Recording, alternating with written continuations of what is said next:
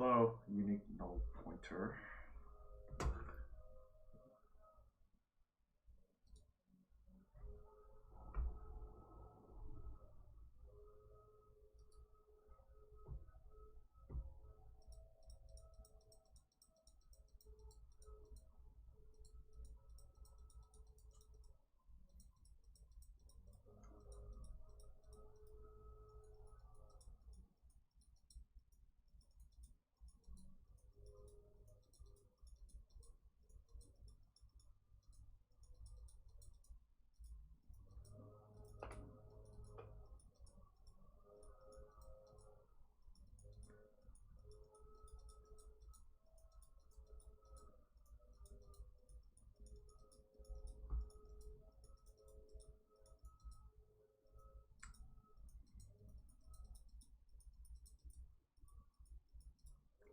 My hands are so cold, I can't move this stupid mouse.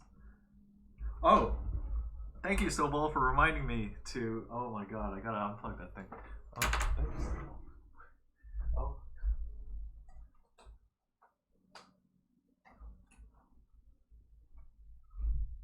Oh my god. Oh. God damn it. Yeah.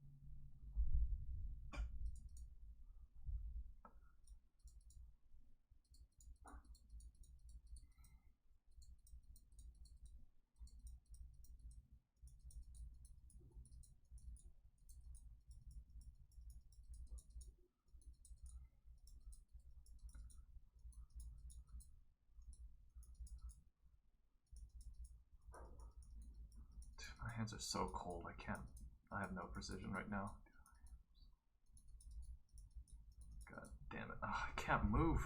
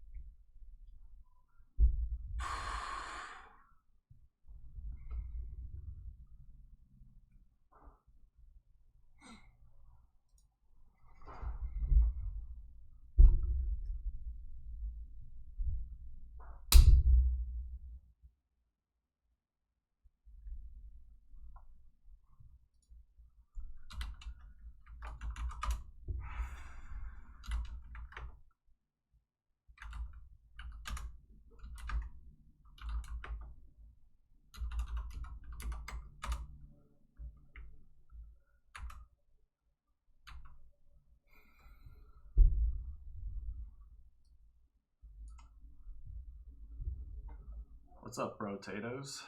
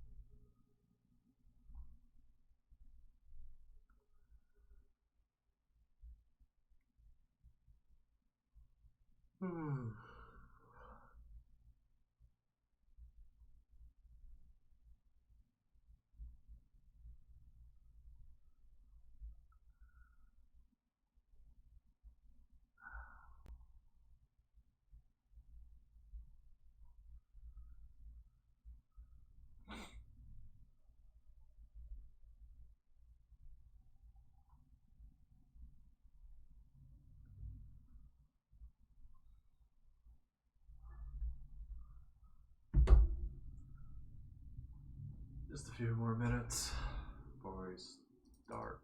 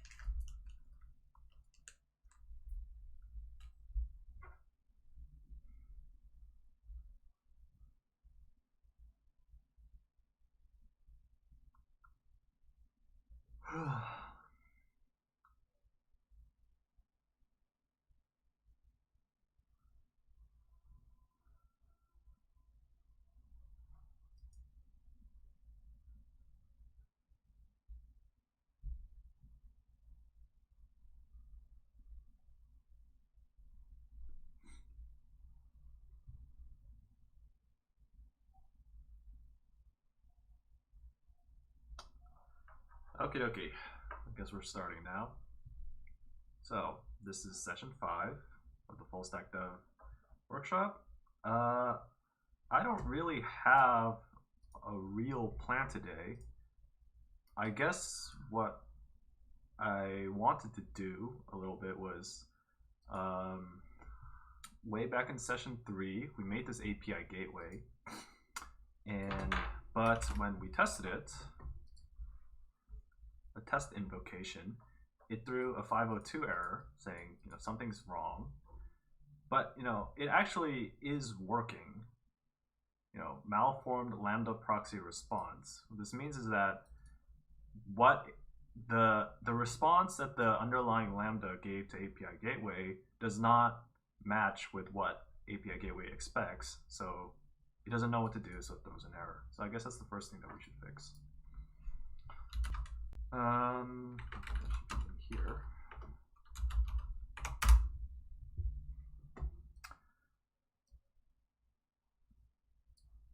One second.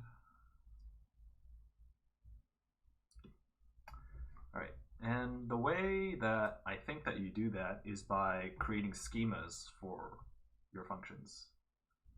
Let's see. Window list. So, you know, Python is obviously not a typed language. I already had a rant about, you know, that and why that sucks, but, you know, it still needs to, you know, the response still needs to have some sort of structure, so we should define that. Actually, let's go out of here. Let's create a new directory model. CPU model. And I'm creating it outside of, you know, backend, CDK, frontend, because actually all three of these directories need the stuff in models, so might as well just take it out there, just to say that, hey, it doesn't belong to one of them, it belongs to all of them. Very communist, like. Let's see. I guess touch list request.json.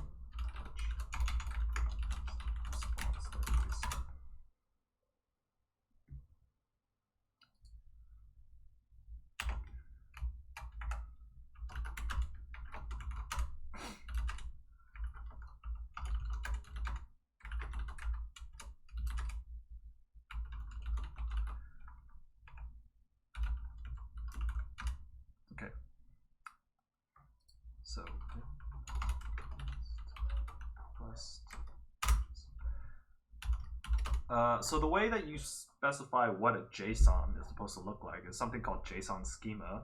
It's exactly what it sounds like. It's a schema for your JSONs. The first thing that you always need, I believe, is the schema version. I guess I think I'm using version 4. I think that's how it works. Actually, let's just go here. JSON schema generator. Yeah, it'll just make it easier for me. What the hell is this? I need to sign up for this? Oh my god. Okay. Why do I need to make an account just to like what? I don't understand. Okay, so so for your list request, the only thing that you need in your in a list request is an optional token field. So, you know, I think we call that next token. So generate schema for this. Okay, great. Let's just copy this. Oops.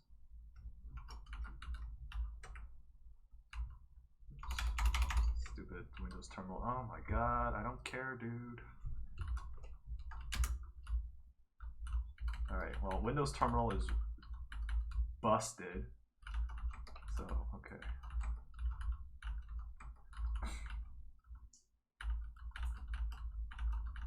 Let's format that one. Okay, properties next token is a string. And it is not required. So, yeah, that's what a list request looks like. I don't know what to say.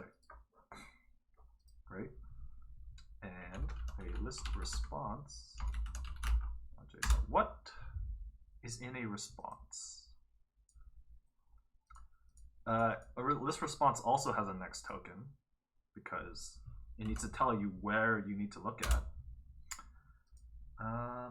Let's see. It needs to say it has a list of entries, I suppose. So let's see.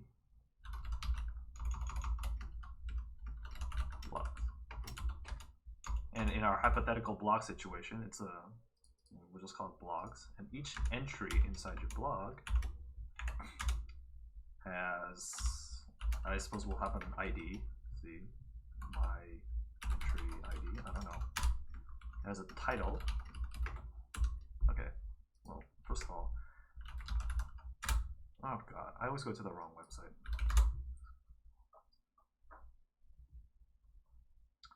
Blog. So like this page, you know, we don't need everything. We just need the title. We probably need some sort of ID. So like if you click into this, like we need to know what the whole thing is. We have to have like a little blurb that says, you know, a little like summary, the author, and the date of publication. So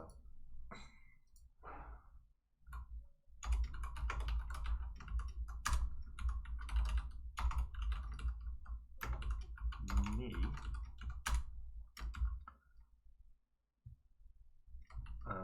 summary, blah blah blah blah blah,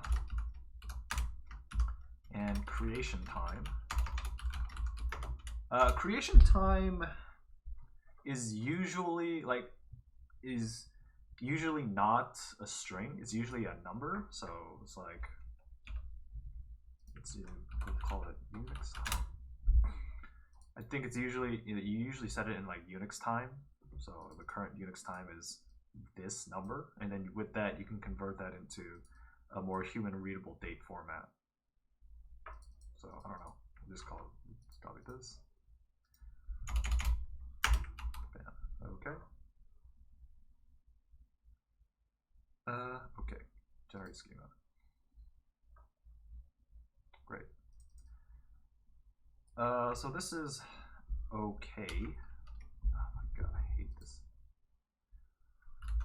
Oh my god, it's so ugly.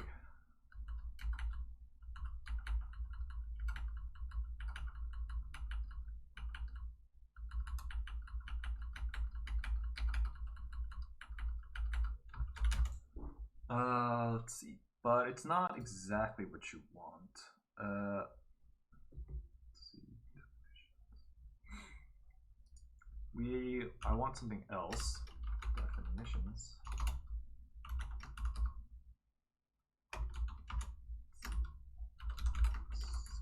Just call that block summary. So you see how like this is difficult to read, so we'll just look at this.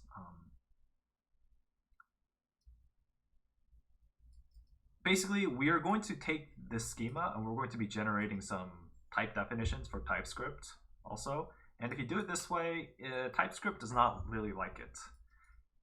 Like if you have like nested objects like this, like inside this array, you have, you know, this anonymous object. TypeScript really doesn't like that. And so you want to take this and lift it out into a separate object. We'll call that block summary. And you know, it looks very similar to this. Type is not an array, it's an object. Text, I don't know what that means.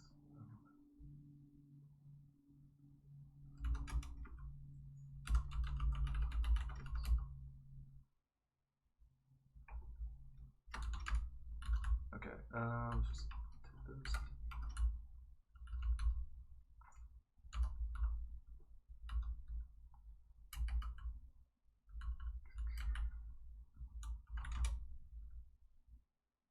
And oh, I need the required. So this is so awful.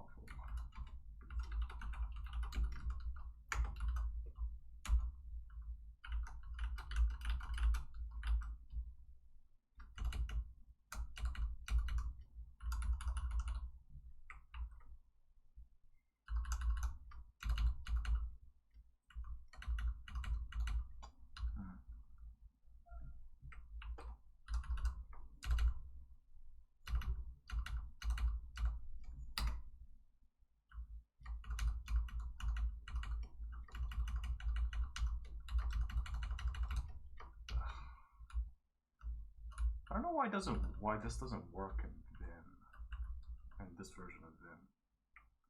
Is it like Control V and then you go down and then like why doesn't it just like hold? I don't know. I don't know. I don't use very many advanced Vim features anyway, so who cares?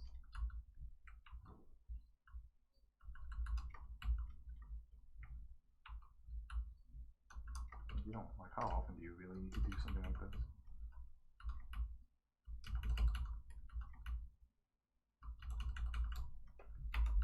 Like I said in the announcement, lots of failure imminent.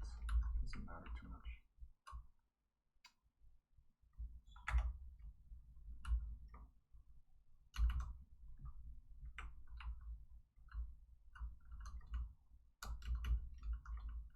Oops. Undo.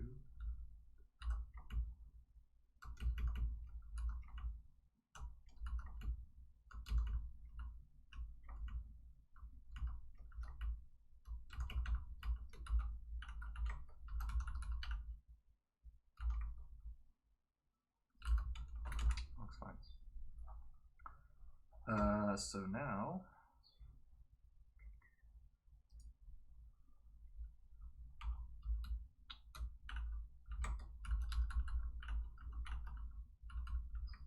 it's an array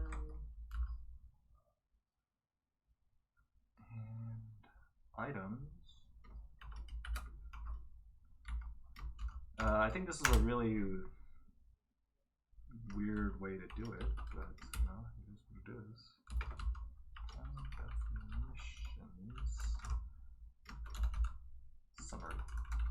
Yeah. I think that will work. This is not required.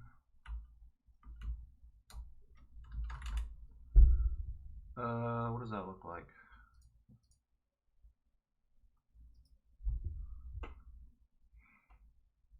Oh, and one more thing.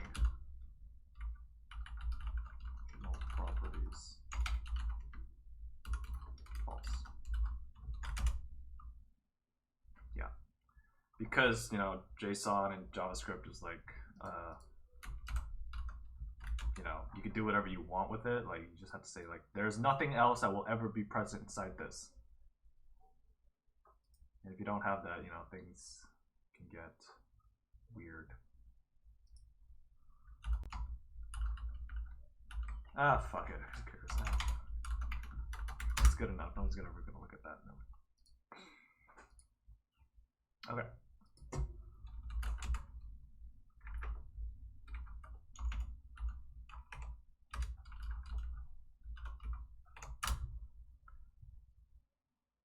What?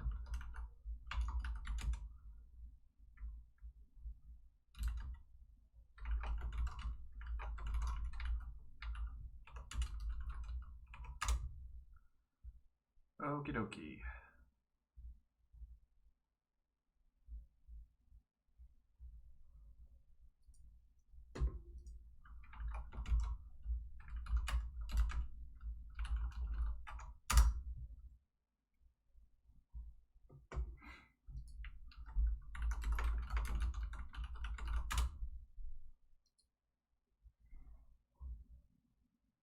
Let's see, working with models.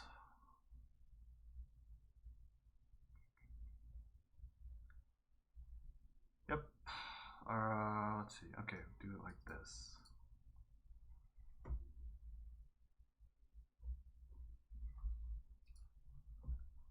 So yeah, now we gotta say API gateway, you need to consume those JSON schemas that we created. Let's make a little helper method for that.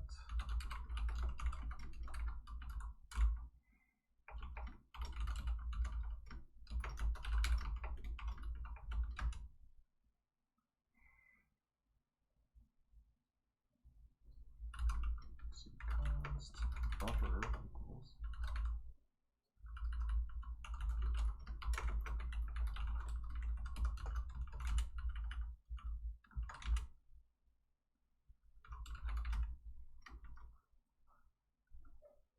file system dot read file synchronous, because I'd rather not play with async stuff if I don't need to.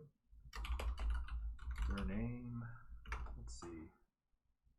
So this is in the lib directory, which is in the front end directory. I mean the CDK directory.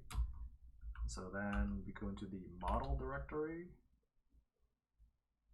and that's it, right? And the last bit pop up.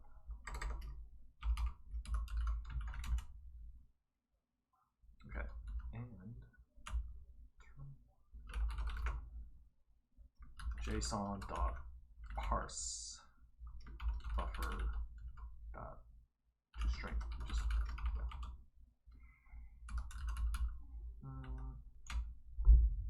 and I believe API Gateway packages with them their own JSON schema type.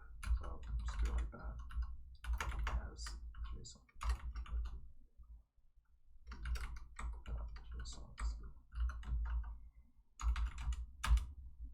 Load values declared but can be used, that's fine. Okay.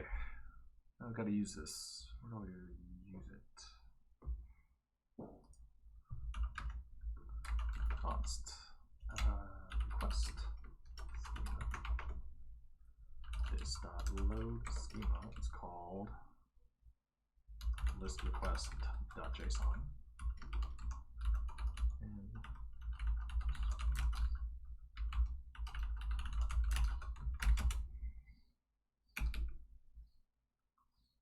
Okay. Const.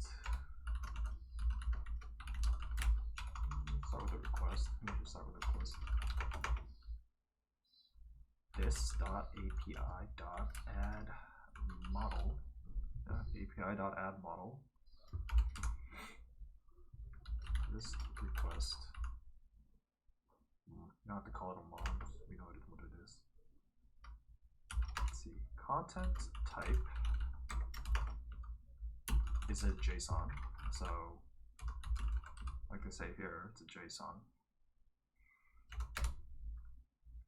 Model name.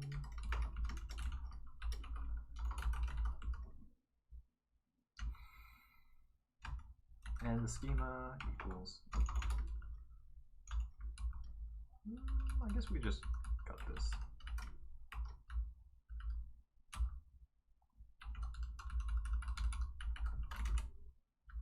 Maybe that will work. So 6.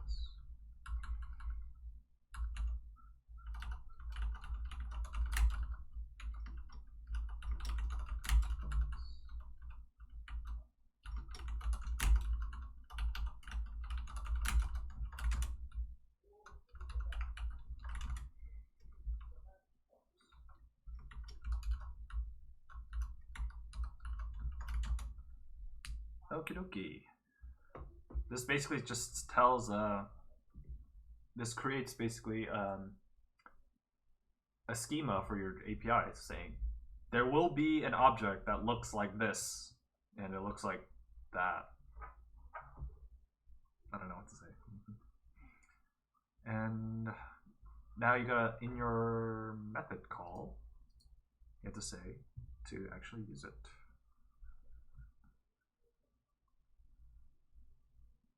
This method. Right, in this add, I believe. Yeah, it's inside add method. So operation name list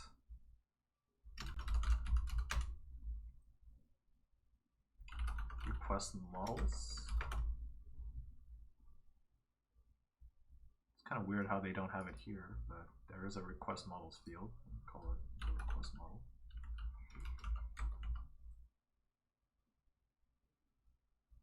Wait a minute.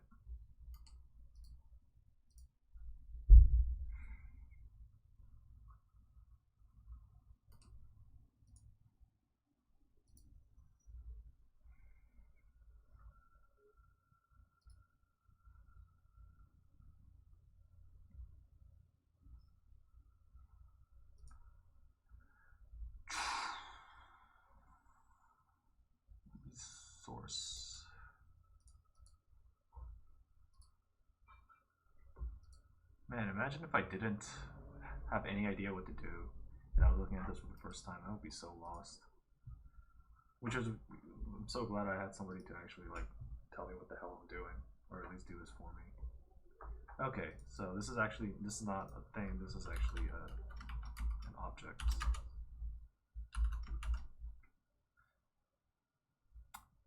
The models which describe data structure of request payload. What is the key though? I don't understand.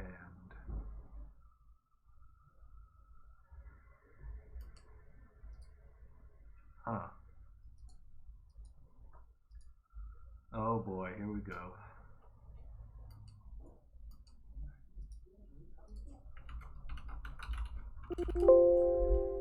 I have it bookmarked. Have I finished reading it? No. I'm through like the first book, maybe. Like halfway through the first book. I don't really read it very often. Because it's not like it's interesting to look at, but it's not like something that I need to know. Because, you know, if you go to school, you learn through most of it. And Nuth is just like, you know, it goes more in depth, but, you know, again, I do know most of it already, so.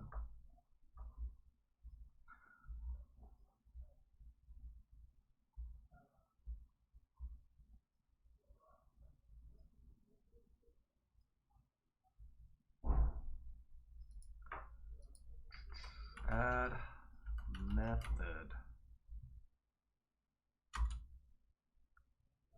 Okay, so it looks like the key should be the content type, which is kind of weird. I don't know.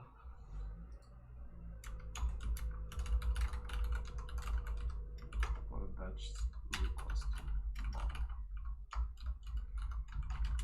And method responses.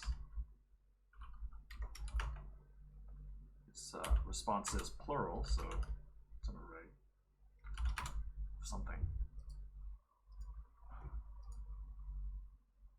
Method responses. Status code. Okay, status code 200. Oh, it's a string. Why is it a string? Why is it a string? Like, come on. Status codes are all numbers. Why is it a string? Response models. I assume this is the same as the request model, so it should be the application type, the content type. This is the response model. Why is prettier not working?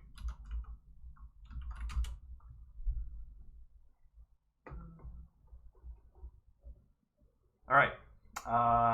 I think that's everything.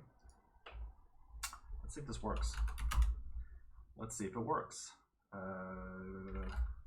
CDK synth. Come on. Oh! Oh, it didn't fail. Holy shit, it didn't fail. Let's take a look. It didn't fail. Oh, boggers. Okay, what do we call it? Nice. Okay, cool. So, so the CDK looked at what I had. It managed to find my JSON schema, and it just took what I had and dumped it straight into here, which is what I want. That's great. Good.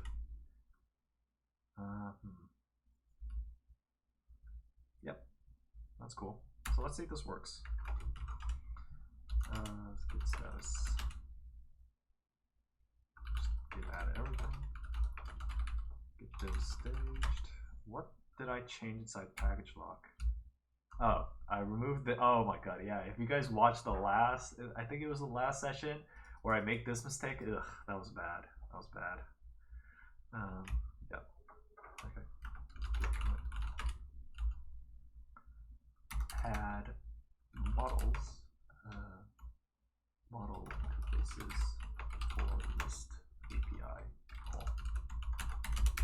Push. Also, Woolly Mammoth. I don't think anybody alive has ever read Nude. It's like 3,000 pages of just like super dense material.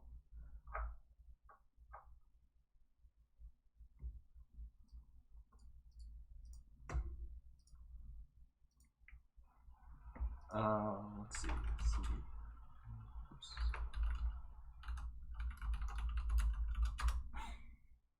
CD backend. Something that I do need to do, I guess. But, what is this? So let's see. Let's take a look at this. What am I giving it right now? So right now I'm giving it this, which is not good. This does not match the response body, the response model, so it's gonna fail again. So I gotta make sure this does what I need it to do also.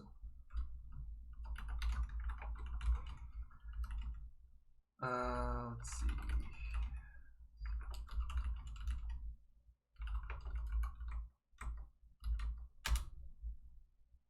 Okay.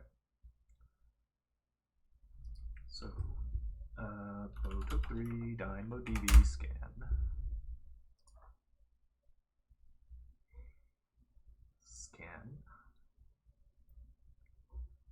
What does the response body look like? This is the request syntax. What is the response? Why is this so much crap? Okay, response syntax. Oh my god. Well, we can also take a look at this.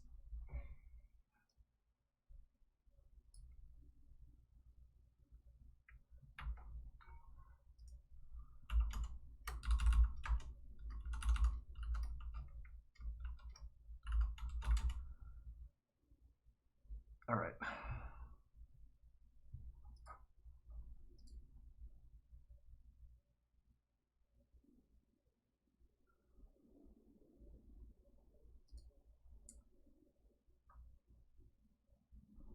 All right. So, in DynamoDB, whenever you have some sort of query, it will.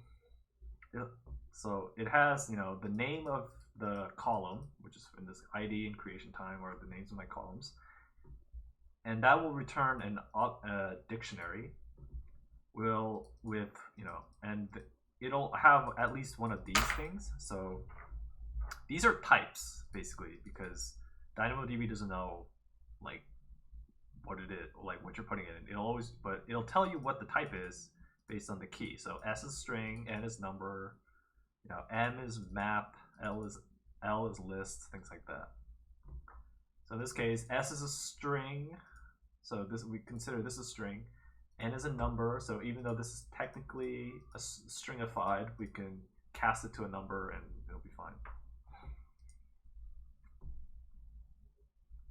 But the annoying part is, if you want your Lambda request to actually look like what we gave it, we have to do some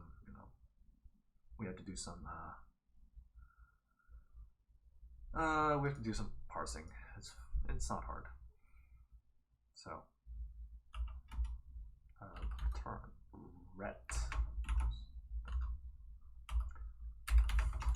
for item in item. Whoops. For item in items. So item is this entire response. So we just want to look at this array. Let's see.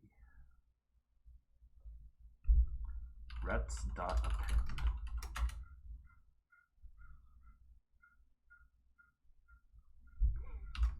Title.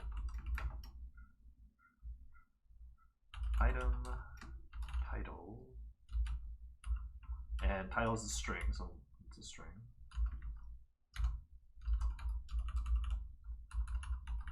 ID.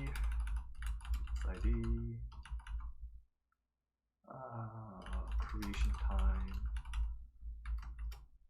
It's a number, and we'll cast that to a number.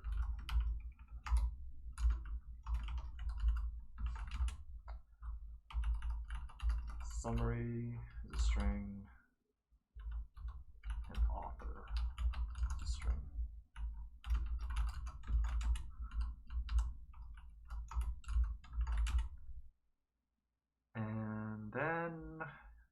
return. What the hell did I call it?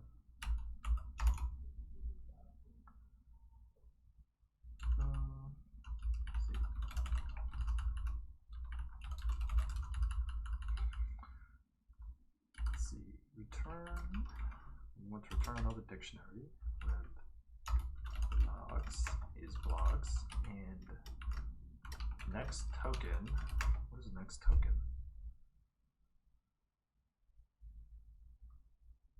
Oh, last eval. Oh, and so DynamoDB, the last evaluate key is also a map. So we gotta extract just the part we need. It's gonna be a string. Oh, last evaluate key is just another item, just another entry like this. So we'll just say that your next token is the ID of the last one. Equals. Actually, let's not do it this way.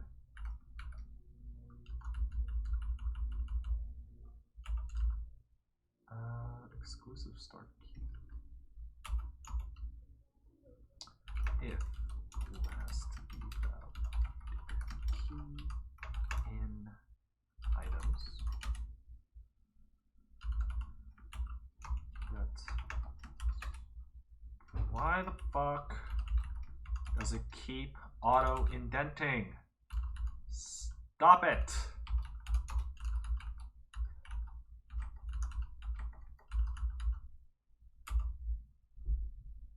Stupid Vim. Let's see, ret next token equals items last evaluated key. Just call it the ID, and that's a string.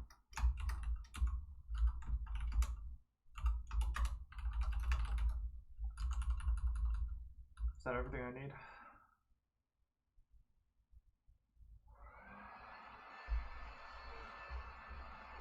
Wait a minute.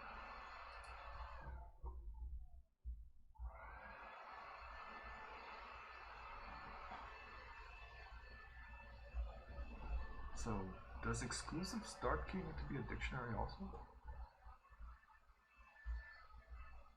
Primary key of the first item that this operator, yeah, so it has to be a key also.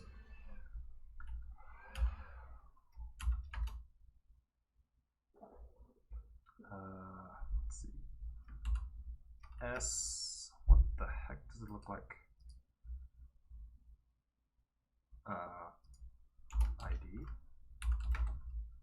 is another map, it's an S, event, next, token.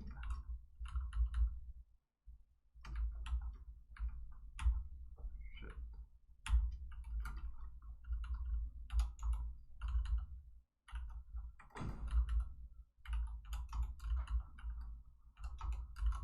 Stop auto indenting. Why is the auto indent so dumb? It's all my fault, but yeah, so I think this should work. Git commit am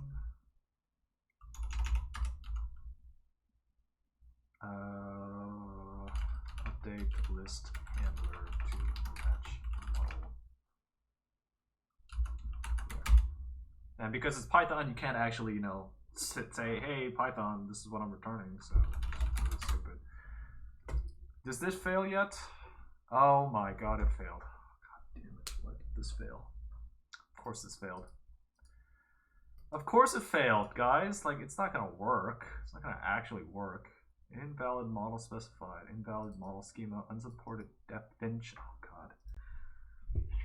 God damn it. Oh god damn it. Vim. Which one is it? List response, yeah. It's not requested response. Here we go. Another typo. Definitions.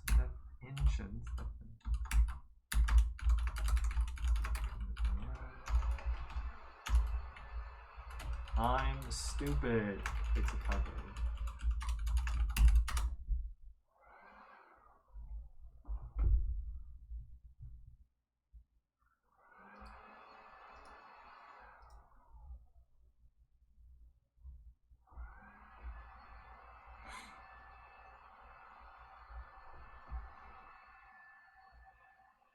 Yeah, right.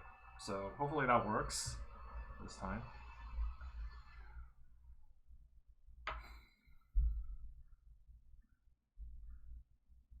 All right, what do I do now? Okay, I know what I want to do now. So the next step is to, like, assuming that this API gateway does not return a 502 error anymore, the next step would be being able to call it from a website. So yeah, that's the next step. First things first, APIs. When you create an API gateway website, I never remember how to do this. Where to get this? Is it in resources?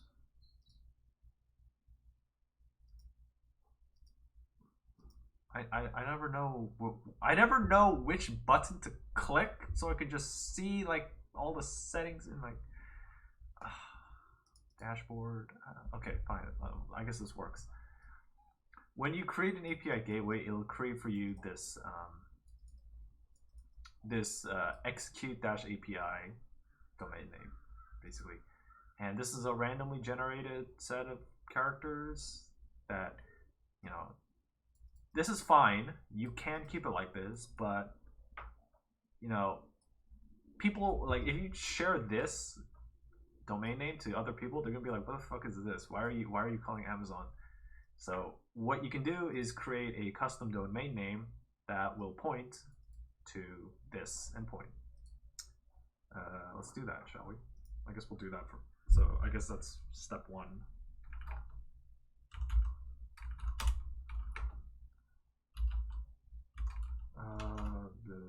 I guess let's parse back the stack. Domain name.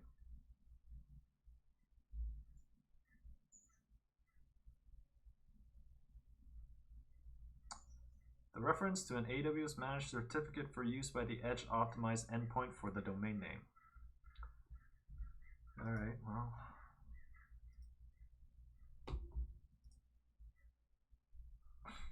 This class doesn't actually have any props. Interface backend.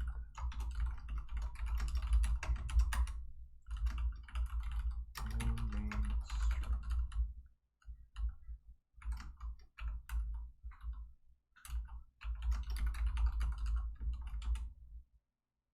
Oops.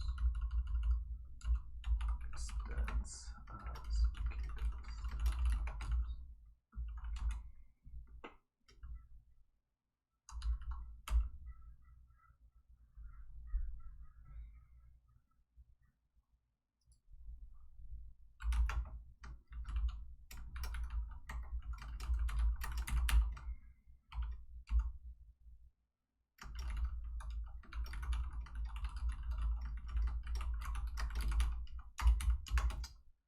Let's see, scope,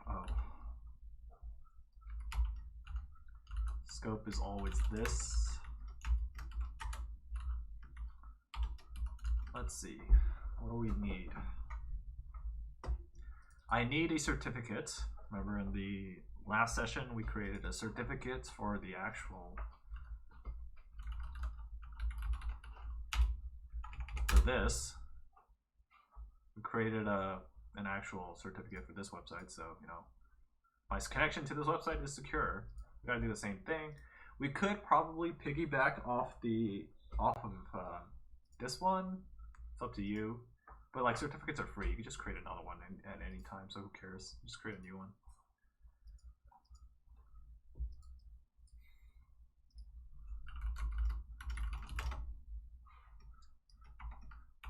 API. What am I doing? API dot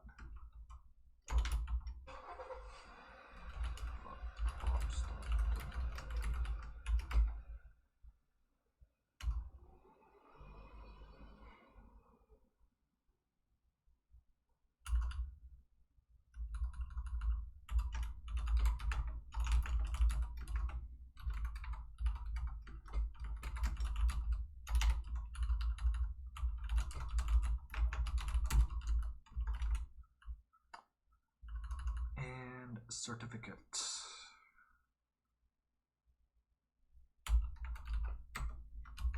Take a look at the front-end stack. How did I make that? 6.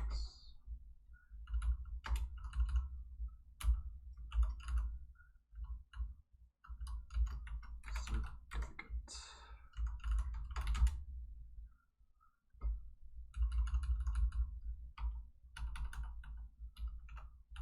API.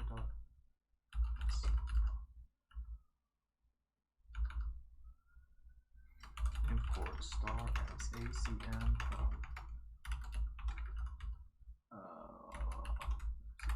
certificate manager.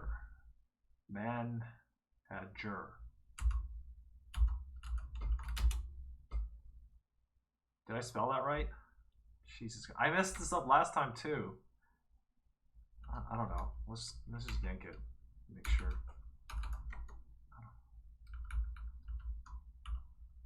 Yeah, it looks fine.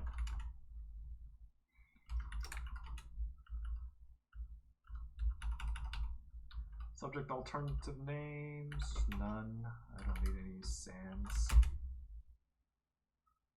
I guess that looks fine. No, it's not a site certificate. It's an API certificate. Let's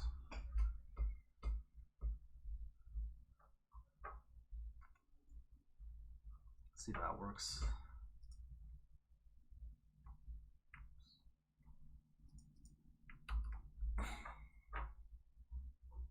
Okay, it hasn't failed this time.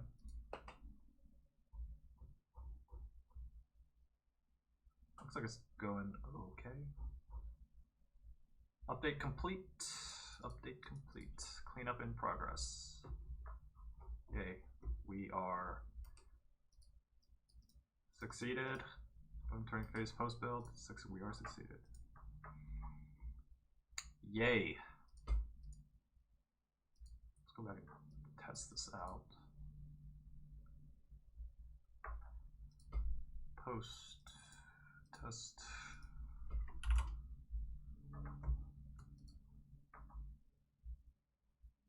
Okay, it still failed.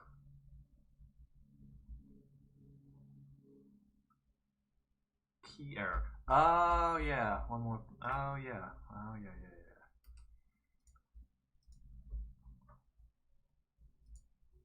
It's not really. This is not a problem with the API gateway. It's a problem with what I did.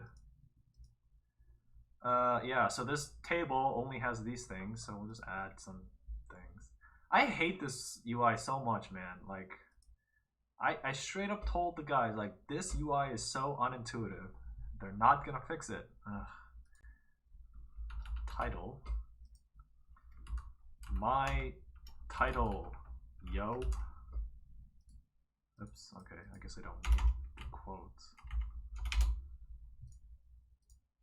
And author, me. And the last one was summary. This just tests that the API integration is working. Save. Okay, let's try this again. Okay, it still failed. Why did you fail?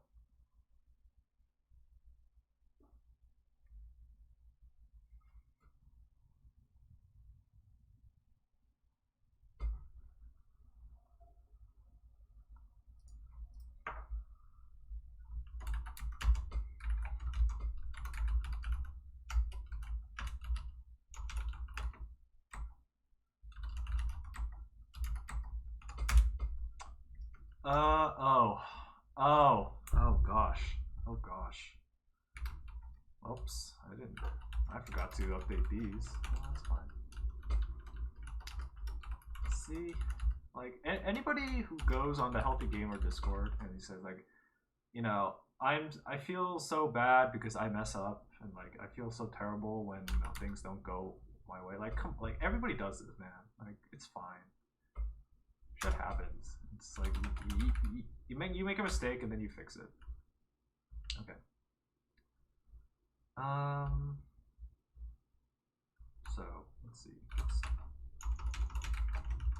It's like I made such like that was a really stupid freaking mistake. Copy paste mistake. It's fine. Whatever, you fix it. Let's just try just this one. And fix stupid copy pasta.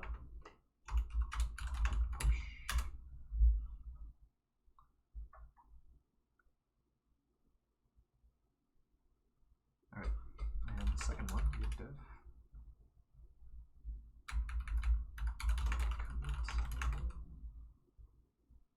Add custom domain name to API.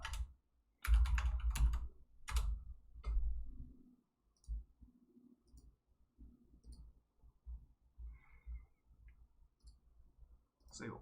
Whoops. Sable. Wait for it.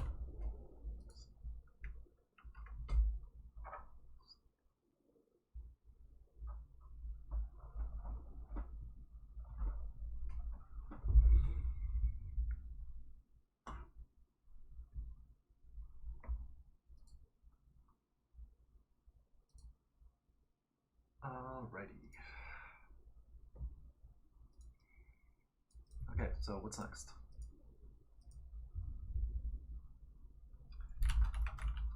API gateway invoke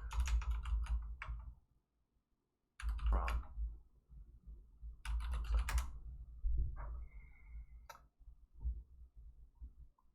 Using no. How to find no working with okay.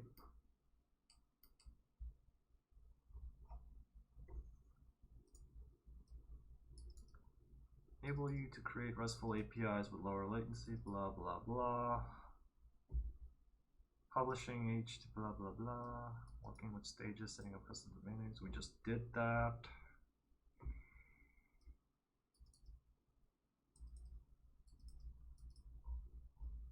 Register a domain name. We already did that.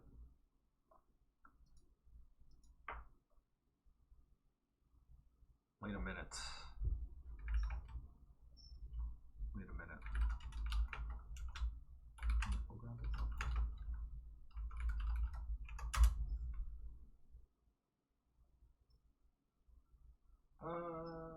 Oh yeah, it's fine.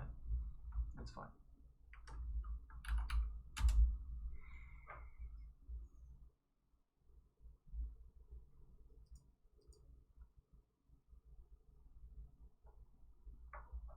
Do I need to enable cross-origin stuff?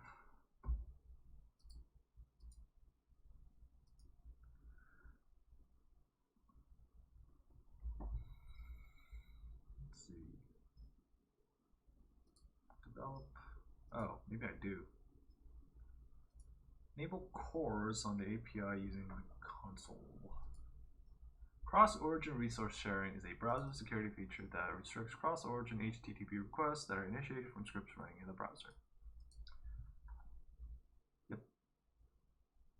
So basically, since, you know, this domain name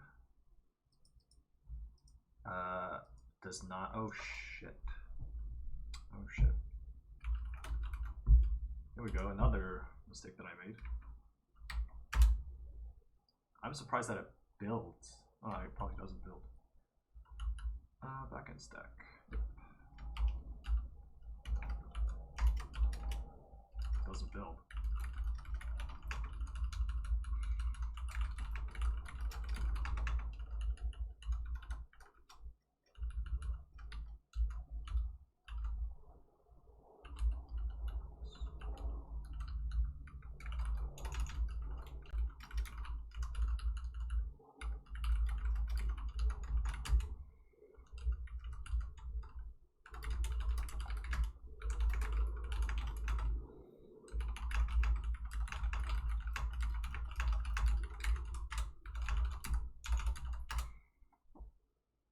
Okay.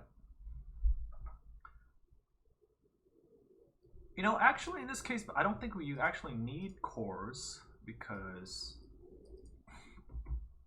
the domain name is actually the same as the API domain name. So maybe you don't need it, but if you want other people to be able to use your API from whatever, like, you need to enable this. So I guess we'll try not enabling it. But remember that you probably need it.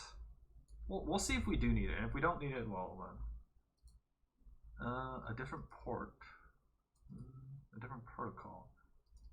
Might be the same protocol. Oh, doesn't matter. Oh, a different subdomain. Oh, okay. Actually, yeah, we will need it, huh? Different subdomain. So we're going from www to API dot whatever. So we are actually going to need this, aren't we?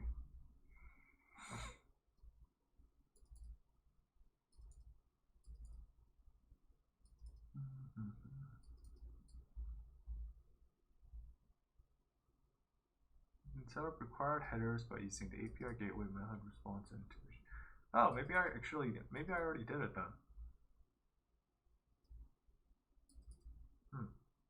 I don't know, we'll see.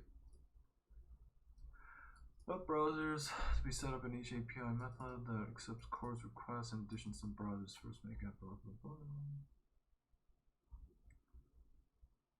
Request template default options, tags, responses.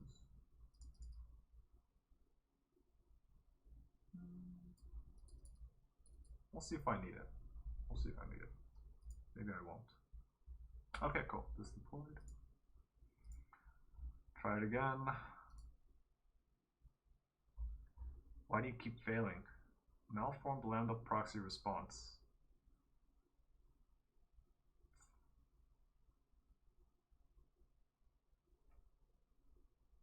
Okay.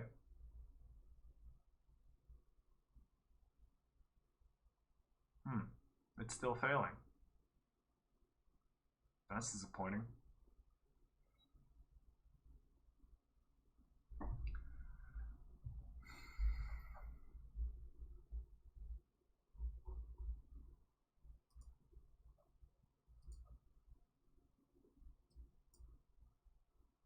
This is the right one, right? Wouldn't it be funny if it wasn't?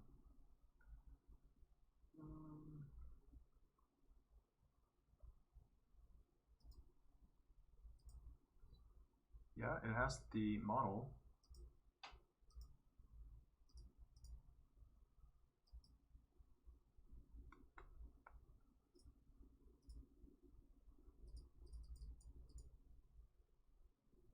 Response body for 200.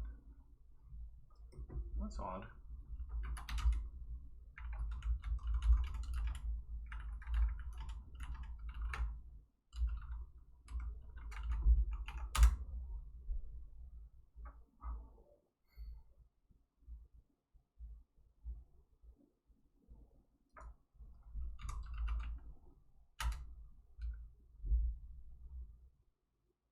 Responses. Is it because I'm adding the headers? I mean, I thought you were supposed to. That's strange. Provide information about this method's response type, the headers. Huh.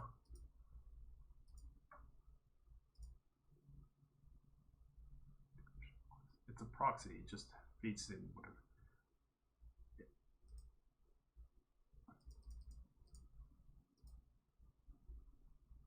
With request details available in the event of your. Do not add caller identities.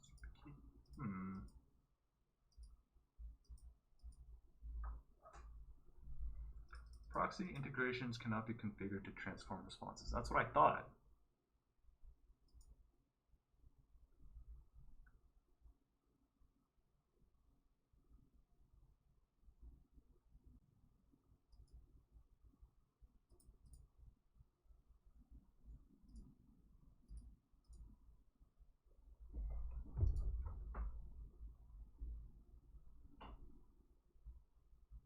Okay, well, This is gonna take up like 3 hours of my time. That's just fucking peachy. Oh well.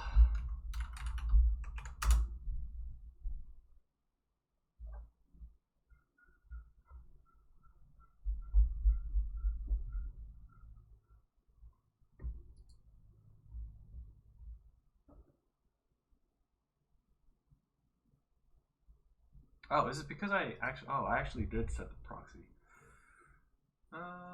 Maybe I'll turn proxy off. Give me 1 second. Give me 1 second. Let me just cheat a little bit. Look at my testing API. See what I have for that one. Let's cheat a little bit. No. No, this one's a proxy also.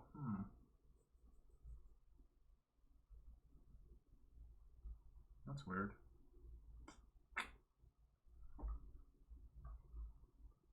Does it default to being a proxy?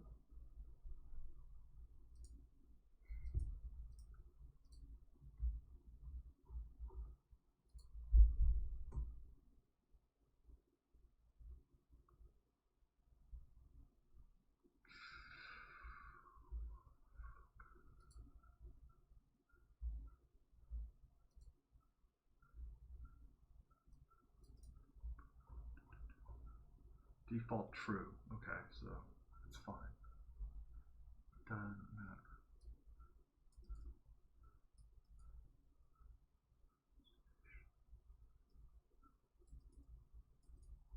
Templates.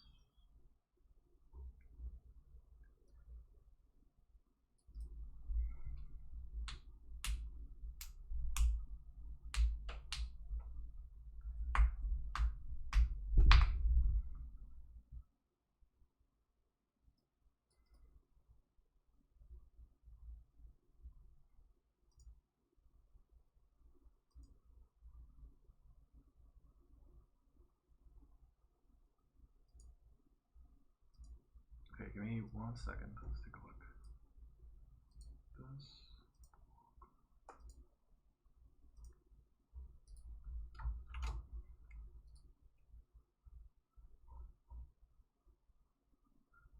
God damn it.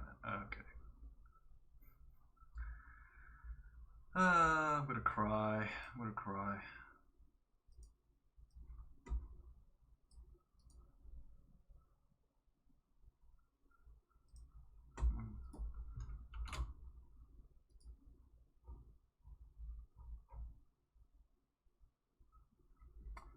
All right, let's take a look at this. Execution failed. No.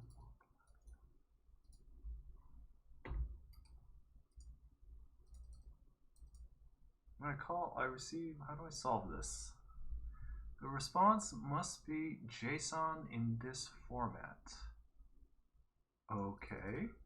Is that not what I'm giving it? Status code, header. Oh! Oh my god, are you kidding me? What? Oh my god.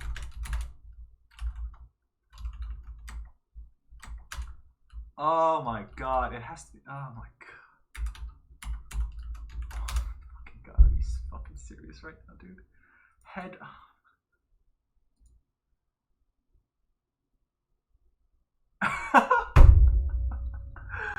Oh, I want to cry. Oh my god. Anybody who says, like, you know, anybody who gets like discouraged because like, oh my god, I make so many mistakes. Like, come on, like everybody, like, holy fucking shit. I'm so bad.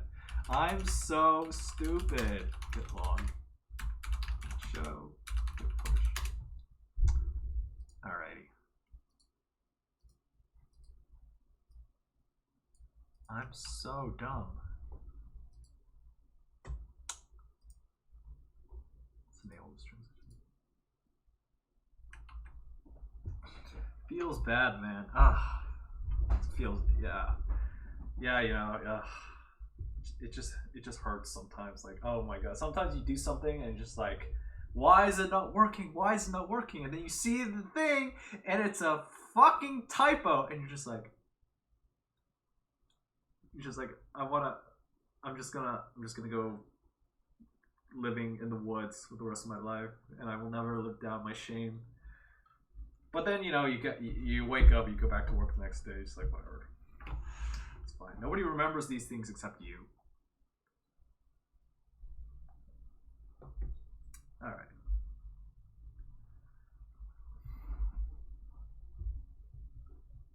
But it's like, you know, everybody makes mistakes. You know, everybody makes mistakes. I'm not the only person that makes mistakes. I think. I hope. I hope I'm not the only person that makes mistakes like this. But like, one of the things about growing in seniority is like, when you make the mistakes, or when somebody else comes to you and say, hey, I don't know what's going on, being able to solve that is the mark of is, you know, it is, you know, a mark of seniority. It's being able to say like, oh, okay, like, I don't know what the fuck this error is, but you just like Google search it and like, no, here it comes up. It's fine. But like, Jesus Christ, are you kidding me? Like, really? How did I make this mistake? Ah, man, it was so long ago. Ah, oh well.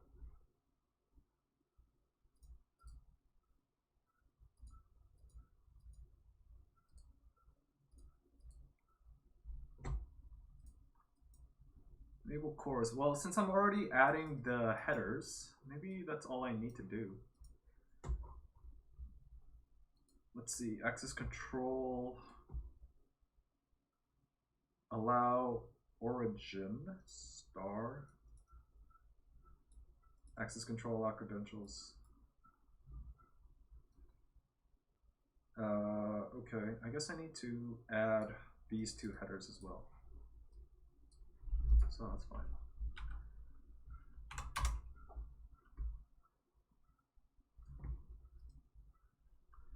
How long have I been a developer? I have about well, let's see.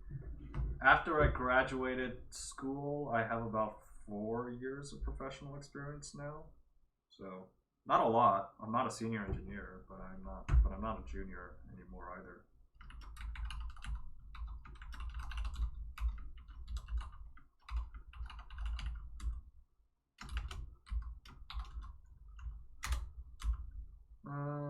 Let's see, access control, allow,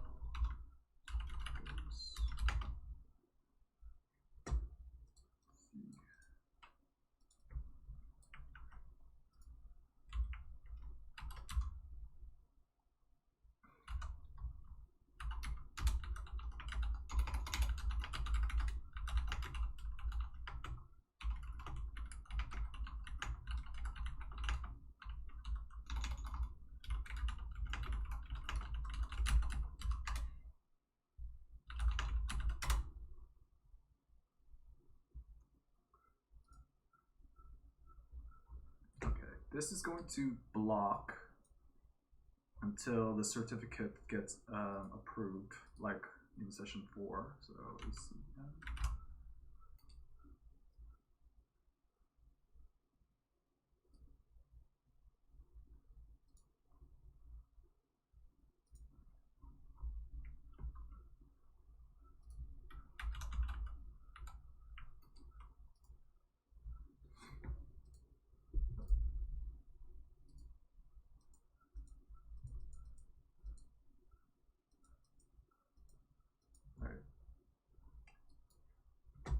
This website sucks. It doesn't know how to center itself. Okay, pending validation. Create record. We did this last time. Yep, there it is. Bam. Take a look at Route 53. Thousand zones. Create. Let's see, what is this one called? 2D80E. 2D80E is routed to this one, 0977, 0977, there we go. This will validate itself and like, yeah, there, it's already done.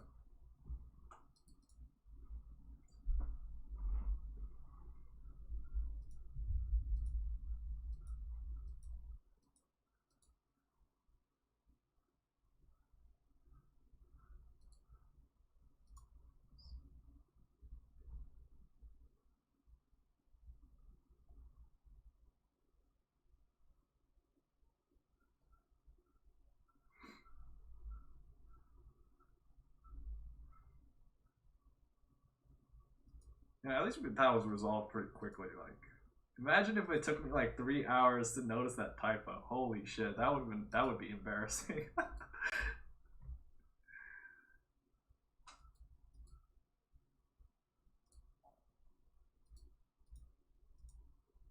All right, let's see if this works now.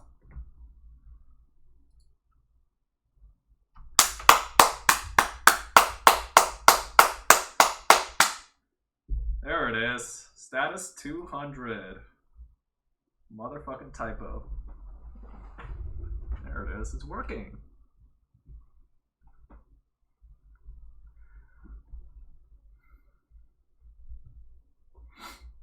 Cool. Now we gotta get it working from this.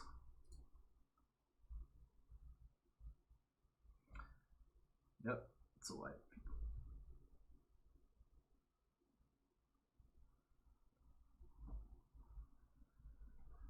I hope that clapping wasn't too annoying. I haven't tested the mic. I got a new pop filter for the mic, so I don't know if that's working either.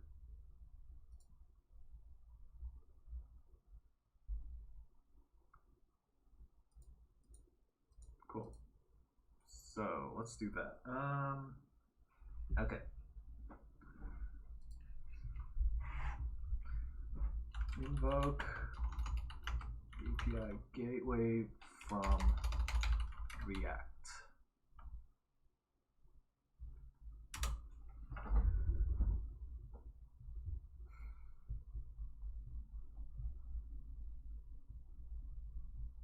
So I did not look this up at all, which is a big mistake on my part. I really should have. But, you know, when you have absolutely no idea what to do, what do? You just Google search it. And, you know, you read some things. And you wonder, like, if these people know what the hell they're doing. 99% of the time, people don't know what the fuck they're doing. Just fetch. That probably works. That could probably work. Let's see.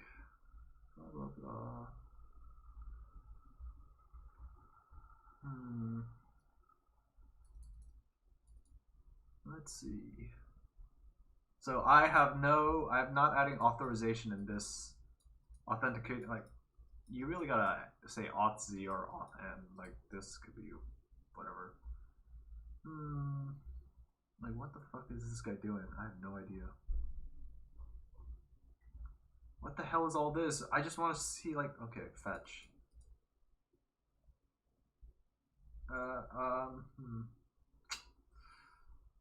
Should I just try it? I don't know. I guess I'll just try it. I'll just try it. I don't know. Let's see if that works.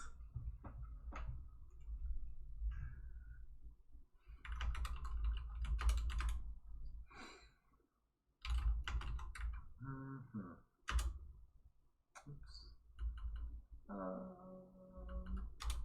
Let's just try it. Who knows?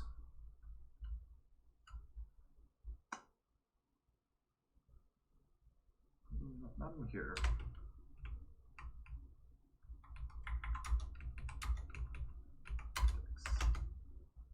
Sit in here.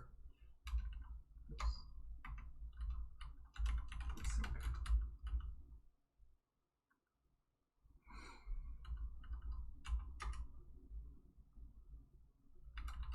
I mean, let's just see if it works. I have no idea if this is going to work or not.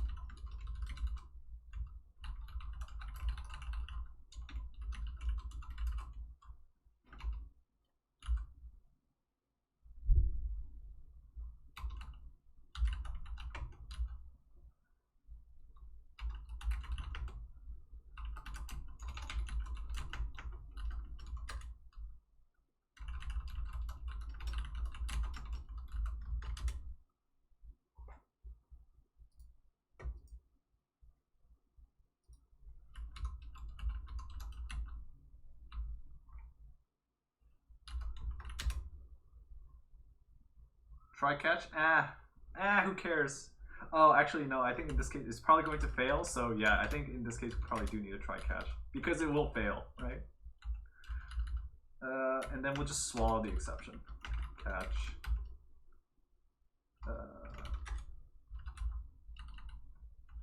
I don't even remember what this looks like. Error, I think. Console.log. Error. Yeah. Yeah. It'll be fine, right? It'll be fine. Just having fun right now. Okay. Let's just open up a new thing.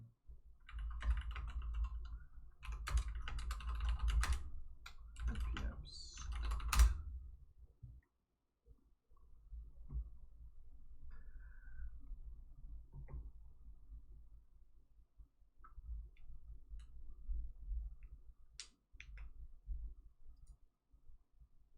Is it 127? No, it's not GDB.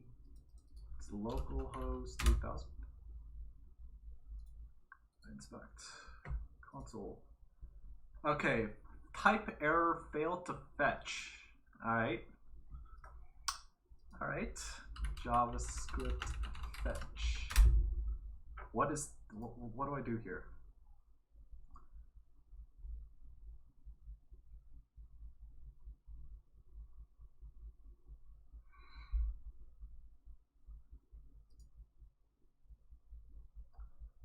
Show the code again?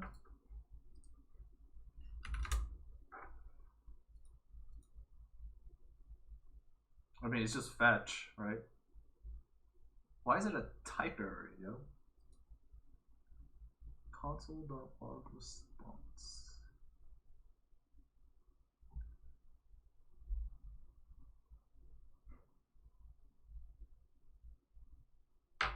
Wait, it's throwing in 41, so it's the error. That's odd. No headers, await response.json.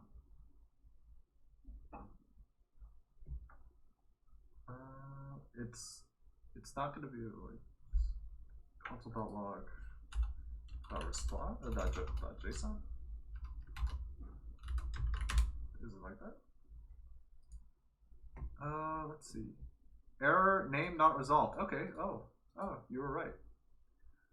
Error name not resolved. Interesting. That's a really stupid API. Why do I need to do it this way?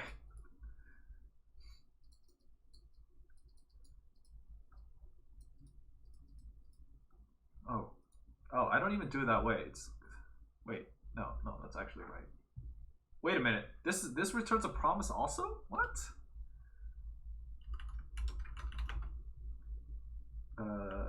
Data equals response.json.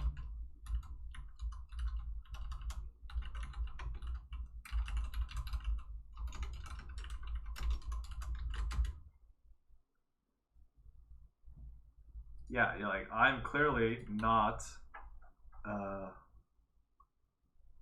you know, professional JavaScript developer. Okay, but it doesn't matter. Like, it's failing here. It's failing on this line.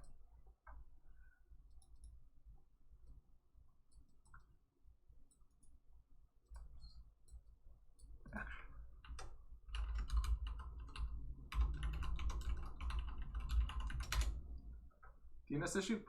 Probably.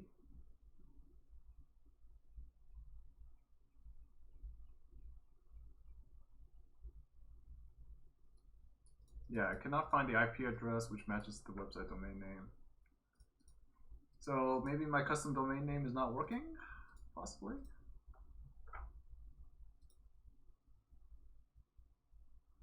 Did I typo this again? No, it's working. Endpoint configuration.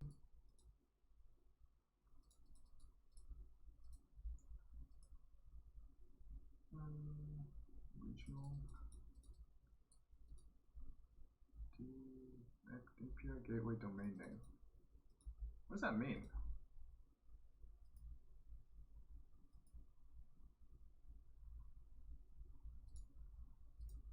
Okay, well, when in doubt, just try it.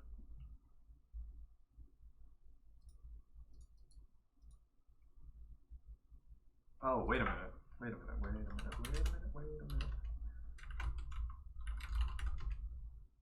Alright, not backend. CDK.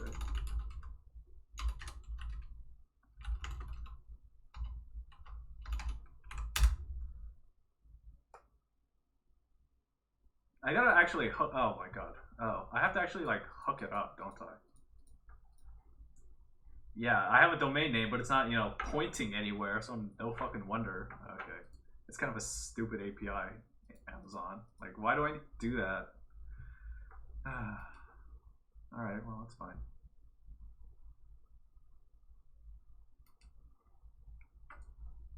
Let's see. How do I hook up a domain name to my API? Oh, that's how I do it.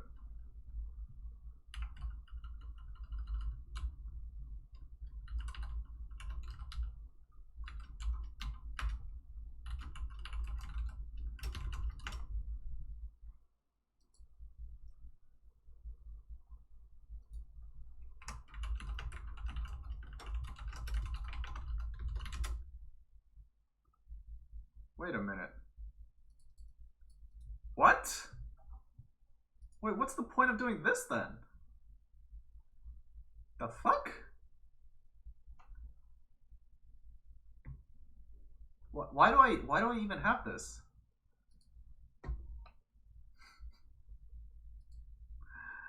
I'm so stupid. Okay. Add base path mapping to string. Map this domain to an API endpoint. Alright, like, okay, well, I guess I don't actually need this. That's kind of weird. That's really weird. Alright.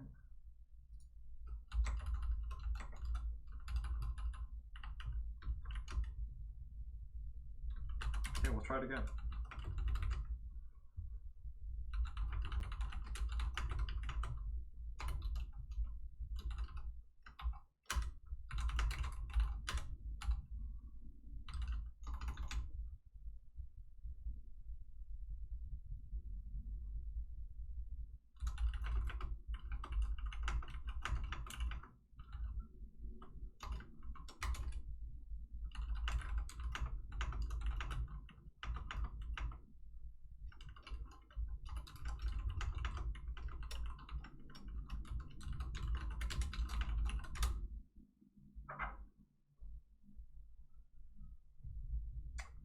Alrighty, well, you know, there's your problem. So I guess we'll go back to, for now, we'll go back to doing, where is it? I can never remember where the hell this is. Okay. Is it in stages? Sure.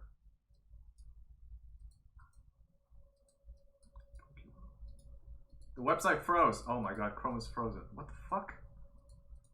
What the hell? What? What? What the hell is running on this website that it would make Chrome freeze up? Oh my goodness. Like, this is so, oh my god. I just hovering over it freezes it. What? What's going on? Oh my god, web dev, man. Whatever. This one is fine. Like, this one is fine. I don't know.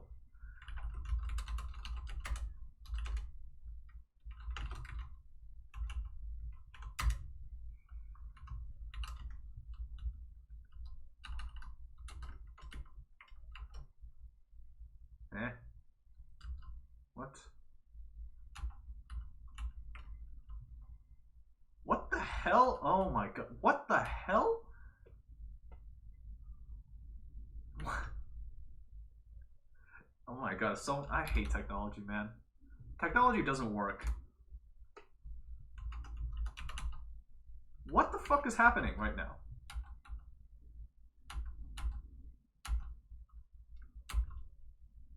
Technology doesn't work.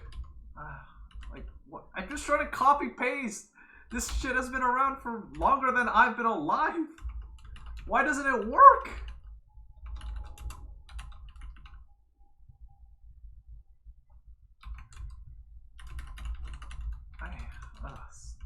stupid like Microsoft Windows terminal thing is so bad.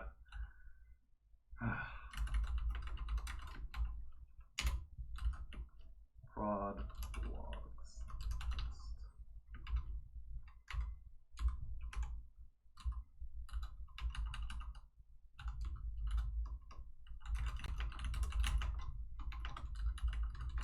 Alright, does this work?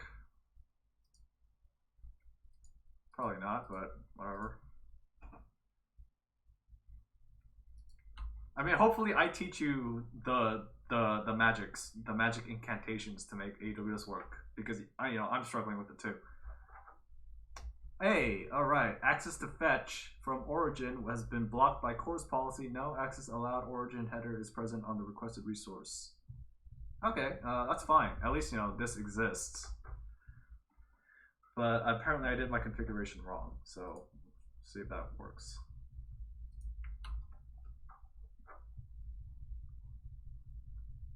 Cores, KEKW, yeah. Oh god, I hate cores. Like dealing with this is such a pain in the ass. I don't know. Do I need to pass it in the headers manually?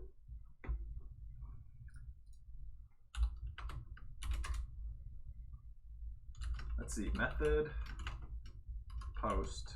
It has to be post. Body JSON.stringify. Just an empty body. It's fine.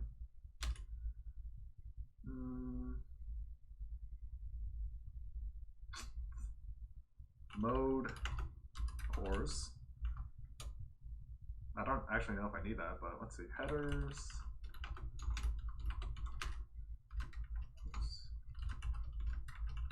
Like, this is not my area of expertise at all. Like, I'm flailing around here. I'm just making it up as I go along right now.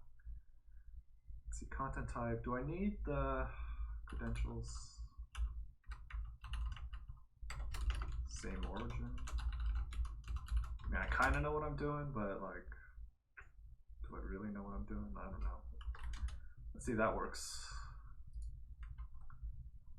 Access to fetch, it's been blocked by course policy. Response to does not pass access control. Allow origin header is present on the requested resource. If an opaque response serves your needs, set the request to no course to fetch the resource with course disabled. Okay.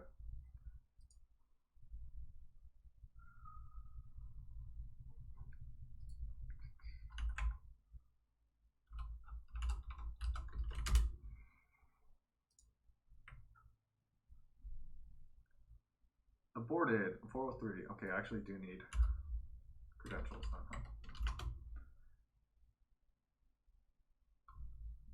Is include. Error aborted. Unexpected end of input at main 47. What the hell does that mean?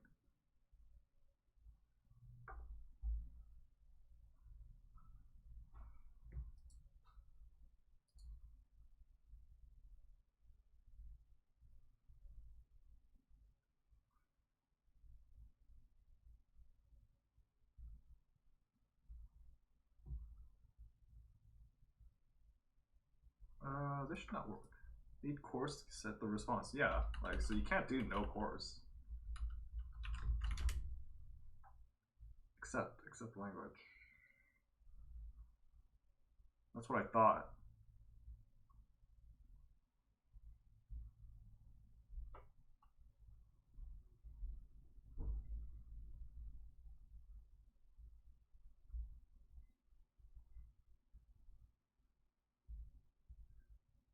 Like, there are so many like HTTP headers to add that I just don't remember like any of them.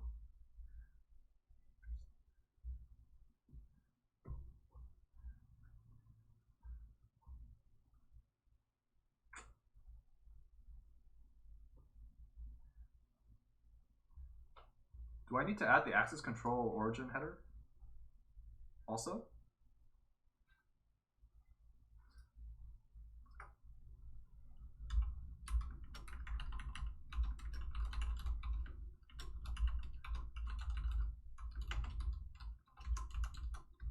Wait though, this is true. Okay, well this is something weird. Go off to fetch.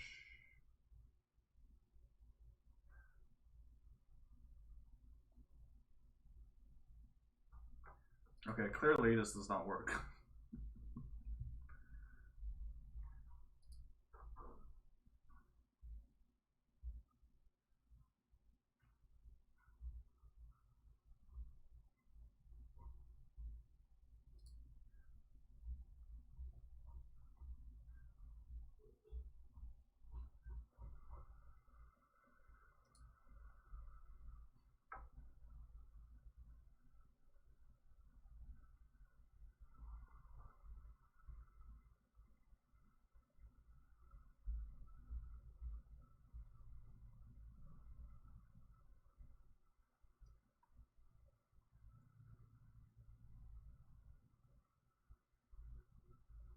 Okay, so no, I'm not allowed to set this here.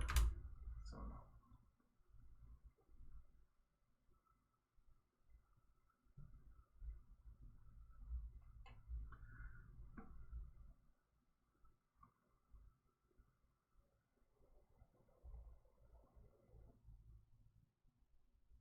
no. Oh, so it's not a Boolean, it's actually... Yeah, I was right the first time.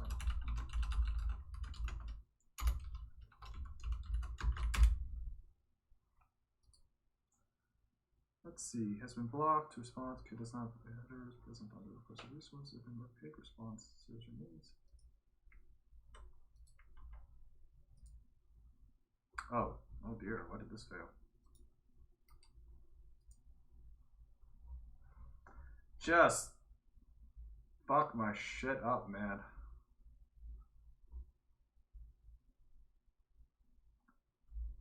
Might not be returning to course editor. That's what I thought. That's what I thought. Yeah, but you know, this is gonna be the next like hour and a half. Hopefully, it's only an hour and a half. Hopefully, if it's... this already exists. Okay, let's delete it. Delete.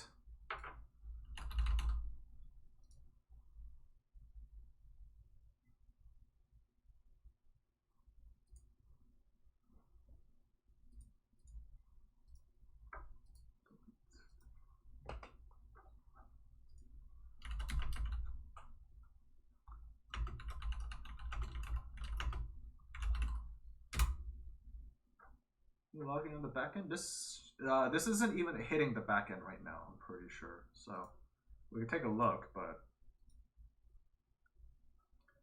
let's see dashboard. Like yeah, I'm not even getting the API calls. So wait, what? Why is this spike so high? Am I actually getting the API calls? Maybe.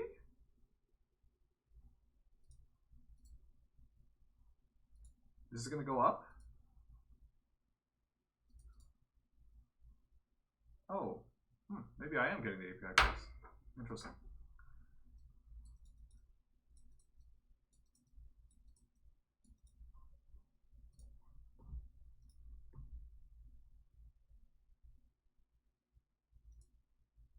Headers.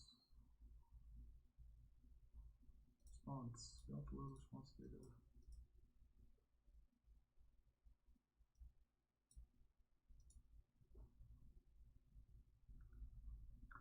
Response headers. Oh, I'm actually not being. Oh, it's actually not sending me the. It's actually not setting the headers. That's kind of weird. That's odd. That's actually kind of odd. Huh. Okay. Yeah. Alrighty. Well, like, I don't know how to do this very well because inside Amazon, it's all been set up for you. I don't have to worry about it, you know. Like, you know, like when in Amazon, like when you set up an API, you know that a console is going to have to use it. You know, it's going to be part of like, it's going to be put in like a billion different SDKs. Like, so, you know, they've already done it for you. So I don't know. We'll see. It's fine. Just kill this for now.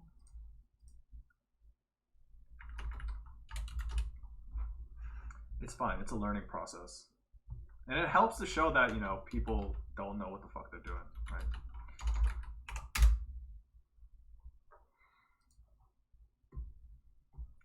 Configuring cores for an HTTP API.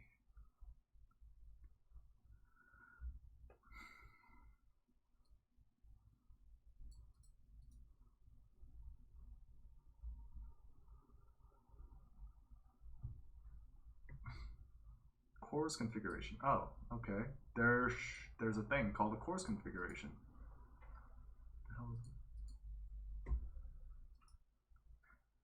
Let's see. REST API options.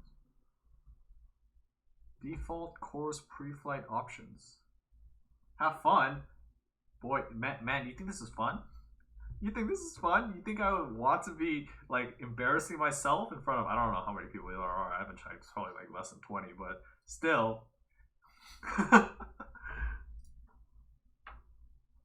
Okay, so default cores pre-flight. Let's see if this works.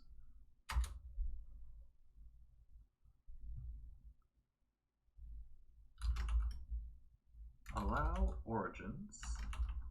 We want to let anybody actually do it. So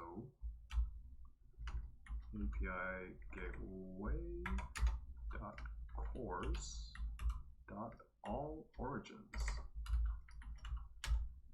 Allow credentials to tell us whether to expose the response to when there is include. Yes, we do want to do that eventually. So that's true. Allow headers. It's used in response to a pre-flight request, which includes the request headers, okay, which can be used in, yeah, wait. Maybe not now. Allow methods. Allow methods should only be post. Is there an enum for this? No, we'll just call post.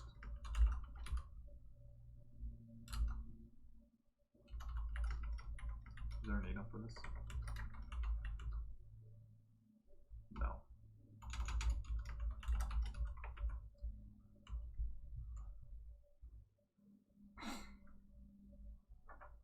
Disable cache? No.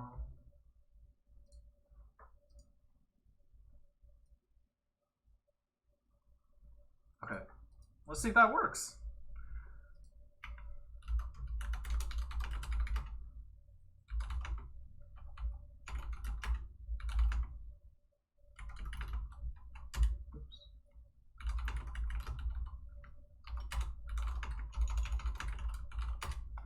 Try adding default cores configuration to the API.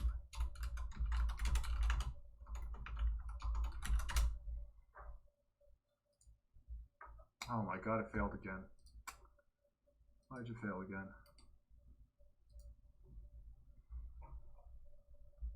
Juggling like 4 different.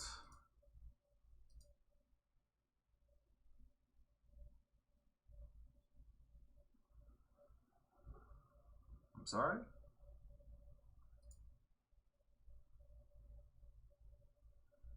Trying to juggle like 4 different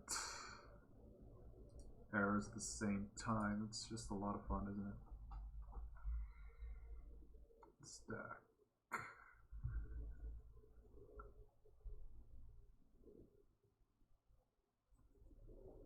Huh. Interesting. Interesting. Okay.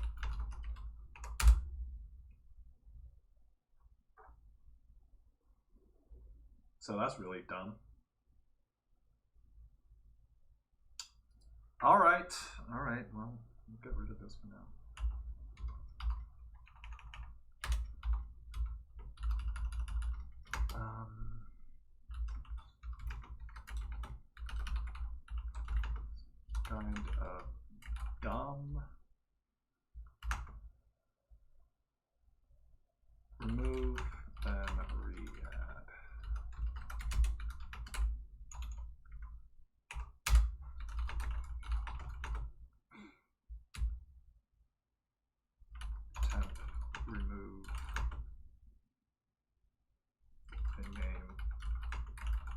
completely because the hashing setup is forked. That's fine.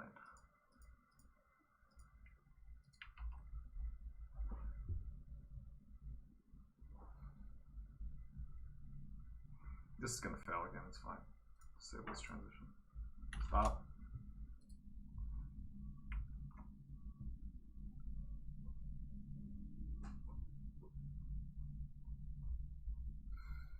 Alright, I'm gonna get some water.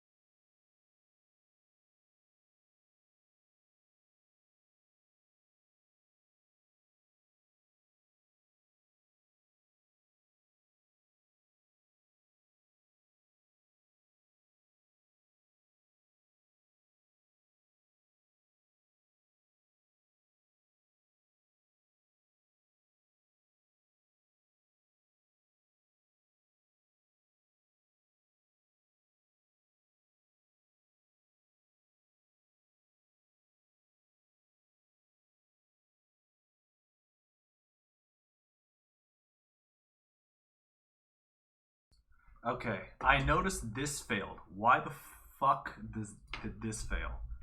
Oh my god, why did this fail? Type string is not... huh?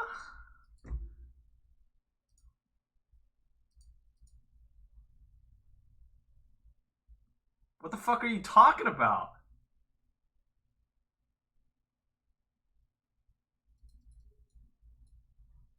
Oh, is it saying that this... oh, is this an array? Oh. Okay, well. That's not intuitive at all.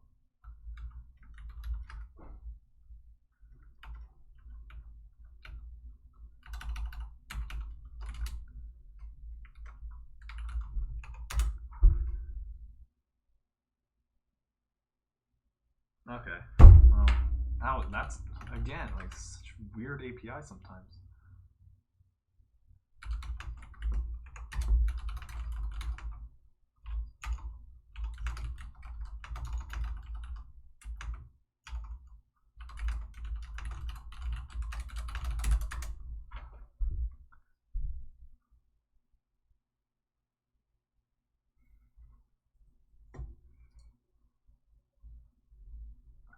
You hate to see it, man. You hate to see it.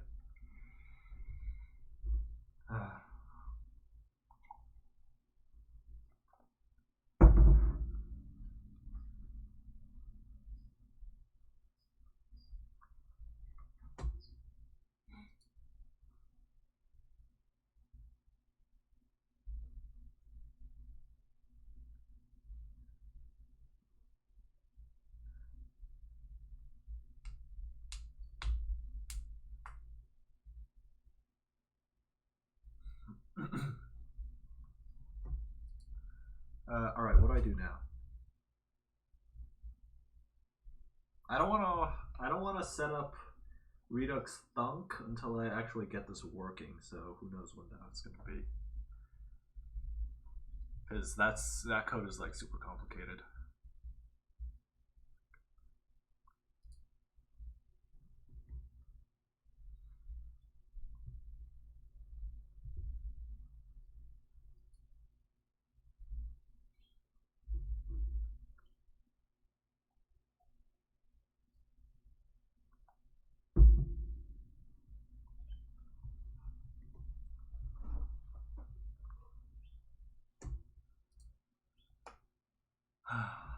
Why is this taking so long? Okay, succeeded.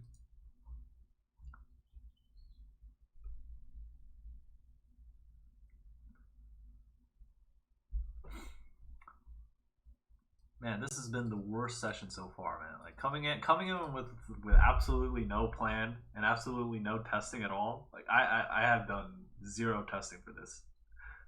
I'm doing it completely live right now. It's such a shit show. God, I hate cores. Like it's not even something that you really need to think about either, because you set it up once at the beginning of the project and then you just never do it again.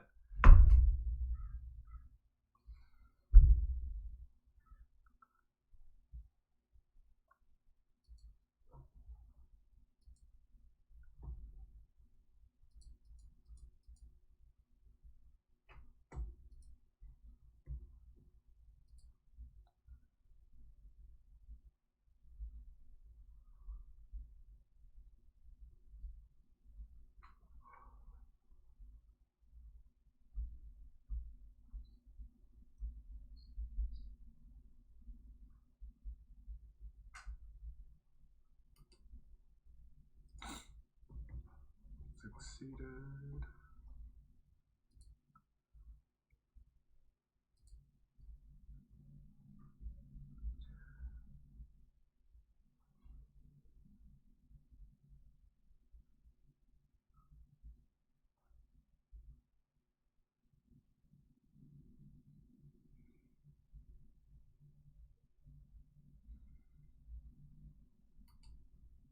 This should be completely empty.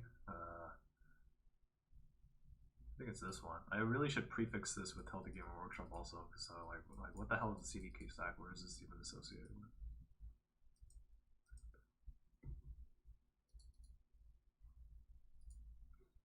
Yep, there it is. It's done. Enable transition.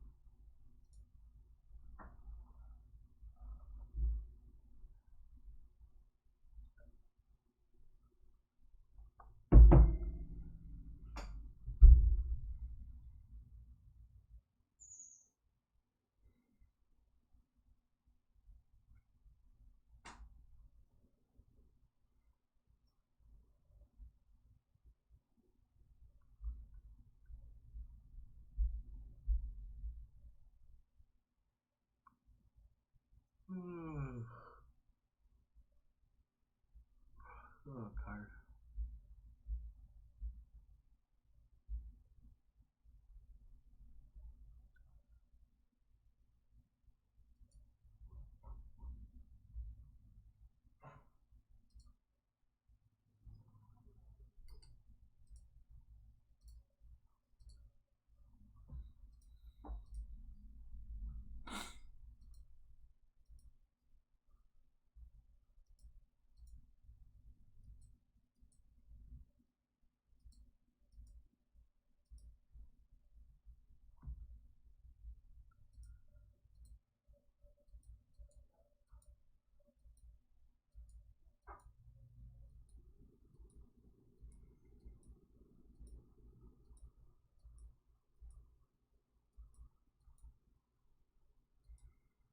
Alright, great. Succeeded. Update complete. Alright, let's try this again. Let's see if it works.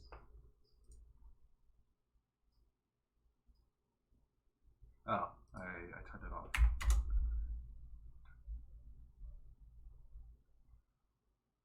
And has been blocked by course policy. Response.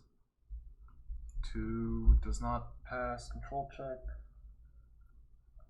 No access control allow origin header is present on the requested resource. Okay.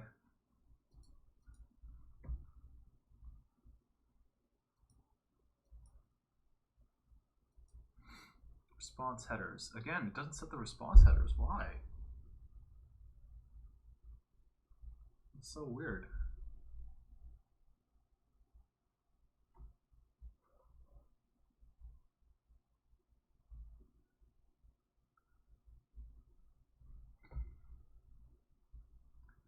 CloudFront?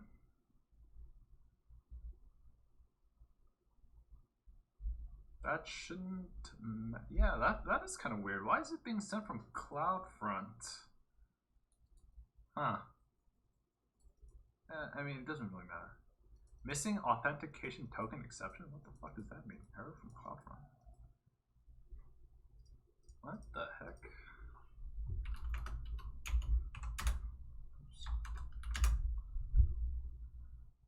Allow... I mean, I'm allowing all origins, yeah? Allow credentials. Maybe... Do I need credentials? What happens if I don't allow credentials? Is that bad? That's probably bad.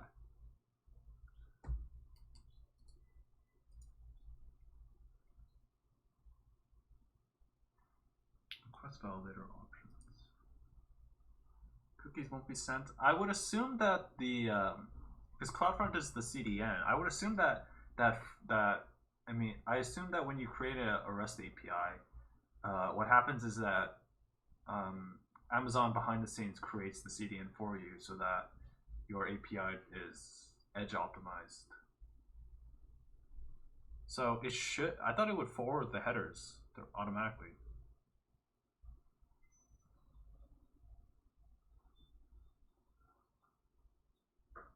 Maybe I'm talking out of my ass, I have no idea. Maybe CDN is private.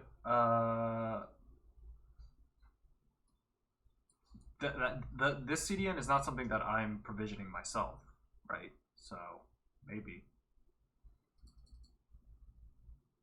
But that would be strange if they did it that way. And I don't think they would.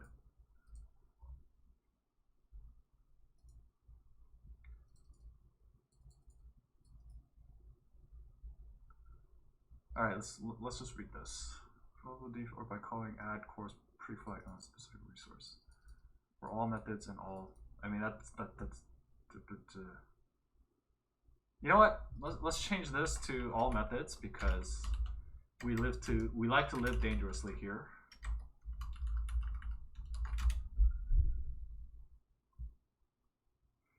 I mean, it shouldn't matter, but.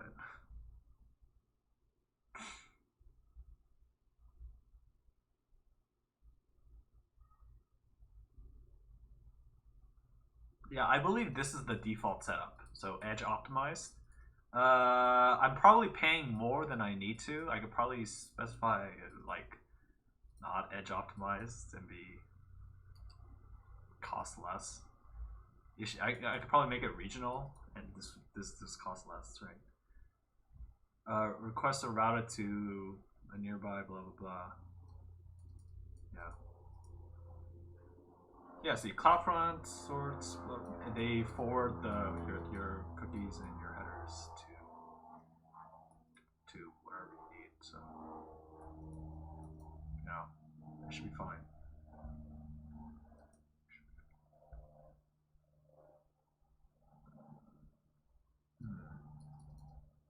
I mean, this is all it says to do.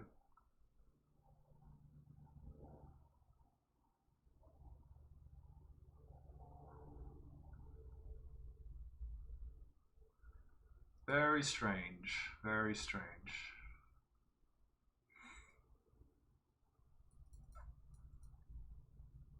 This is where colon thinking colon.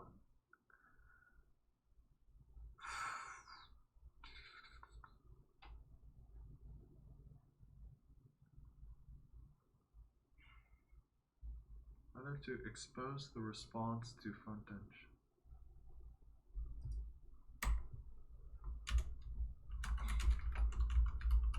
This is not an efficient way to do this.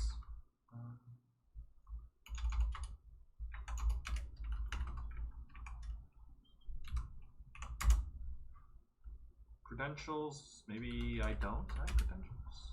What does that do? Nope, still didn't work.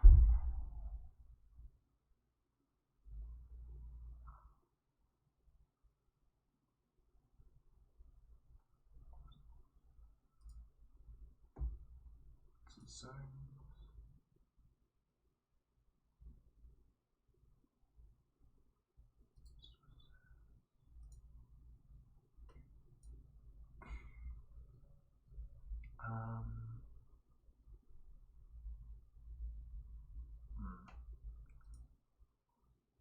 Execution lock response. Authorize resource policy. No? No, this is something different, isn't it?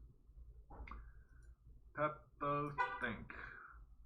Peppo think.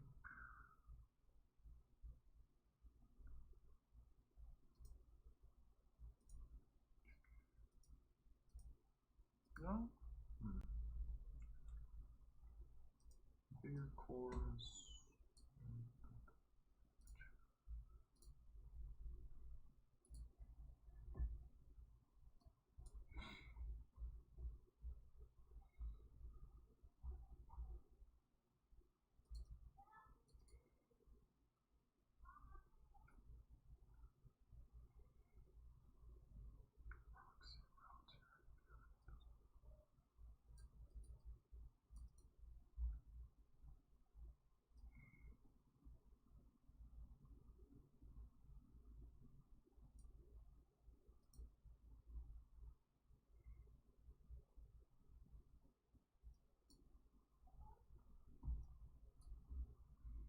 This doesn't tell me anything I don't already know.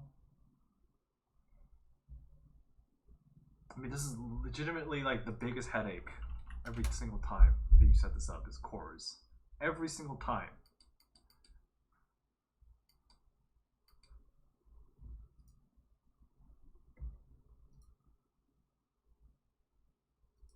This is a REST API, not an HTTP API. I don't care about this.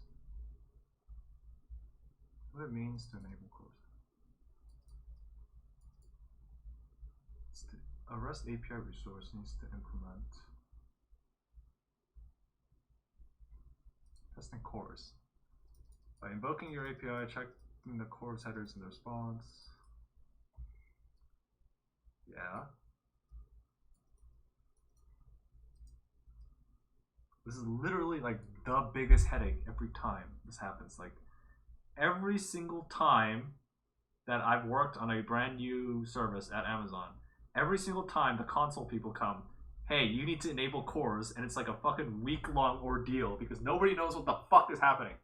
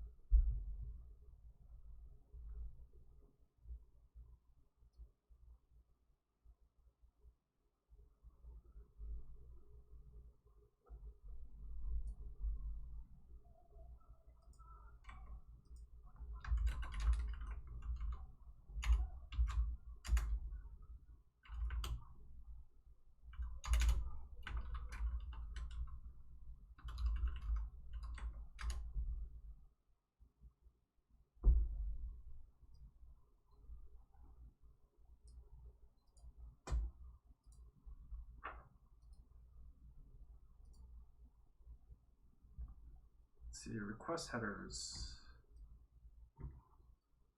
So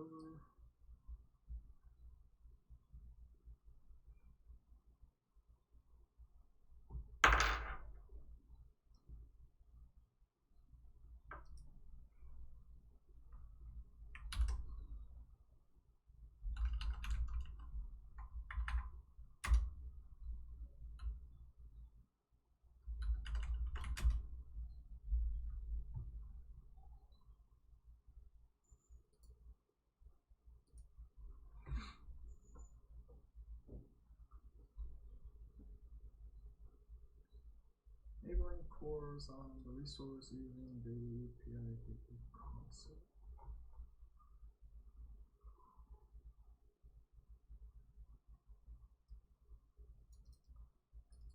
Use a proxy integration doesn't return an integration response. Okay. Allow origin star, allow credentials true, methods anything. Yes, yes, all of this is fine. Okay.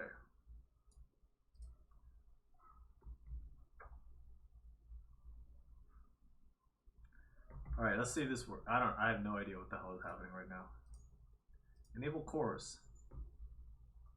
What does this do? Choose a resource under resources. Didn't I already do this?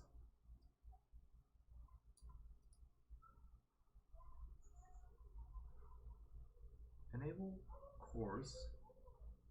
Type a static string of comma-separated list of headers.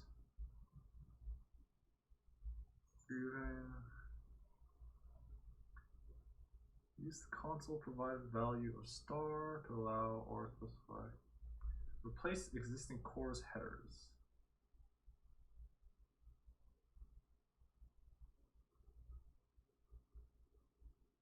The enable cores. This looks different. Why does this look different?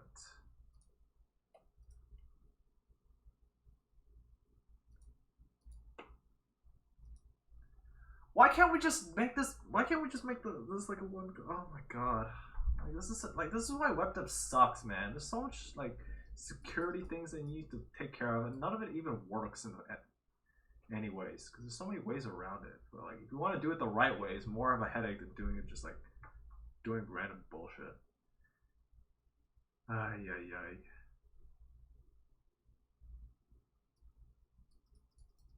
I don't understand. You must deploy or redeploy the API for the new setting. Why?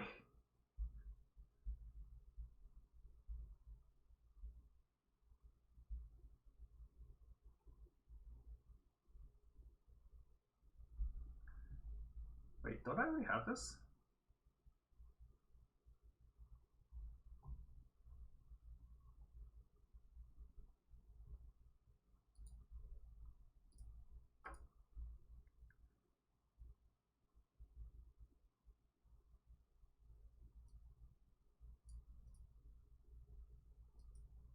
Comma separated list of allowed headers. Did I already do this? Replace existing cores headers.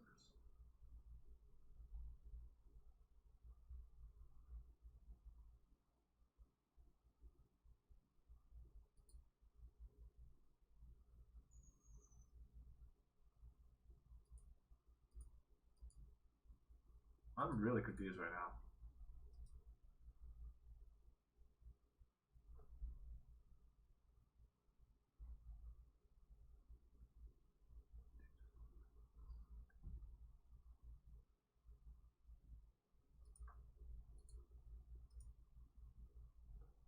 Do I have to do this each time?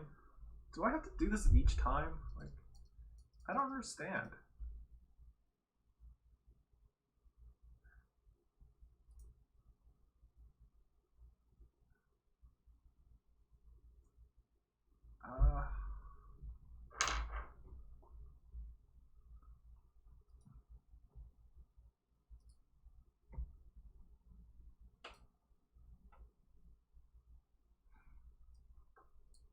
My god, it's so bad.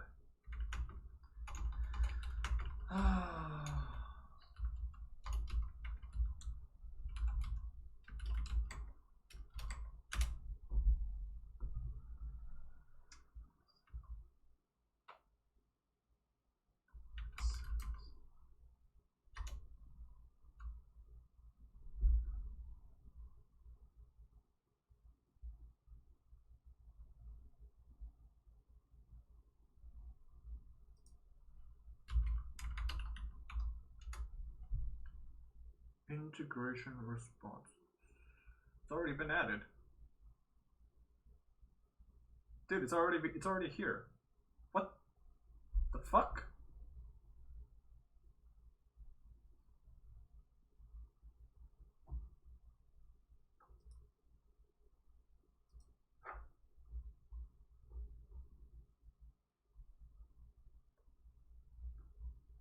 It's already here, so why is it not working?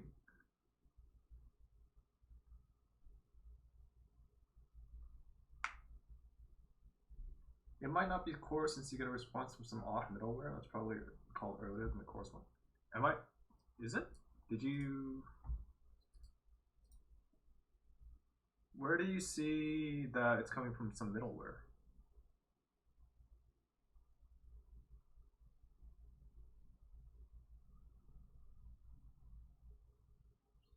Because I don't see it.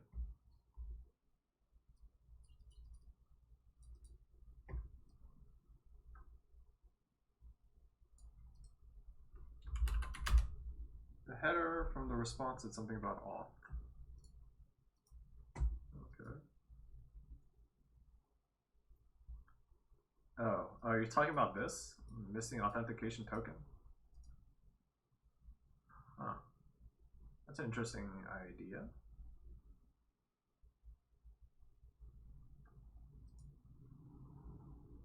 Okay. Okay, you know what?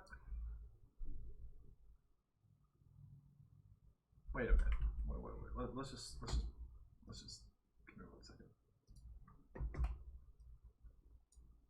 Testing course. All right. Let's just curl it and see if it works. Let's just curl it.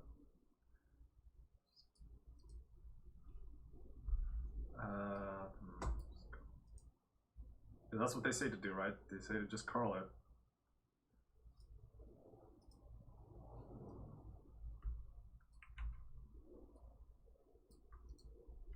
Curl X.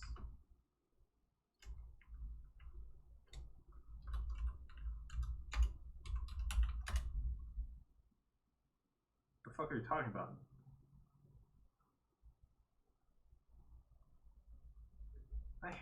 I hate technology. I hate technology.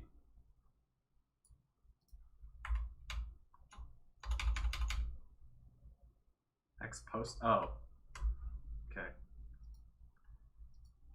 I hate tech, but you know what? I hate technology. I'll just say that right now. I hate technology. I don't understand. Like, why do we even do this? Okay, here we go. Let's see. Missing authentication token.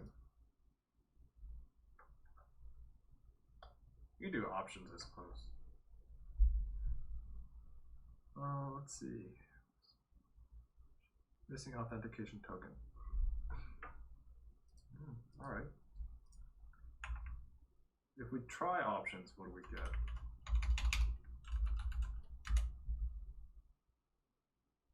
Missed from CloudFront. Keyless handshakes. Server certificate. Food data and blah blah.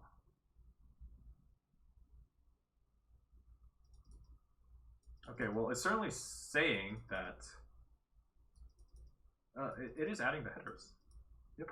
So something's fucky with CloudFront. So then, okay, well, let's see what that means. AWS API Gateway Edge Optimized. CloudFront.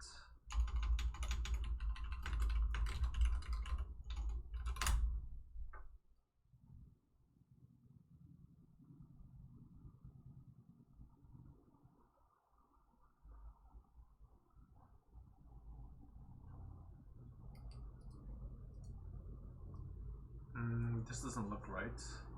Nope, that doesn't look right.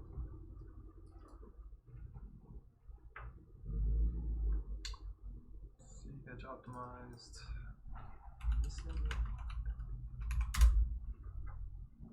Okay, let's see this. What is this? Have you enabled IAM authentication? No, and I don't want to enable IAM authentication. Is the problem.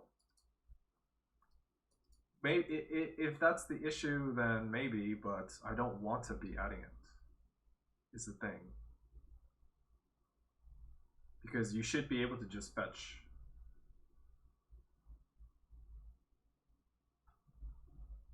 Let's see, and then I call it using the info I get missing. Is this a config? Wait. What? This is usually related to requesting a URL that doesn't exist?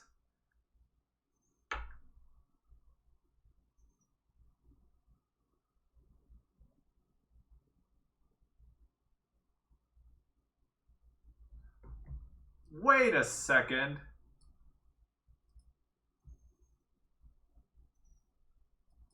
What?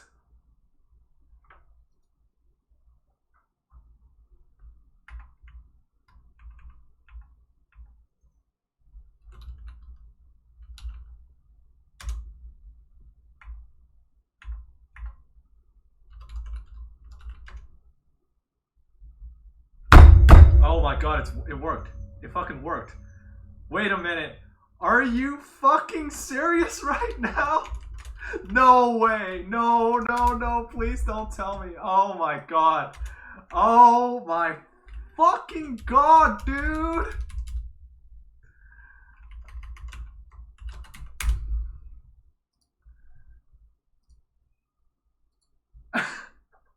Oh my god! What? Why would they call it that?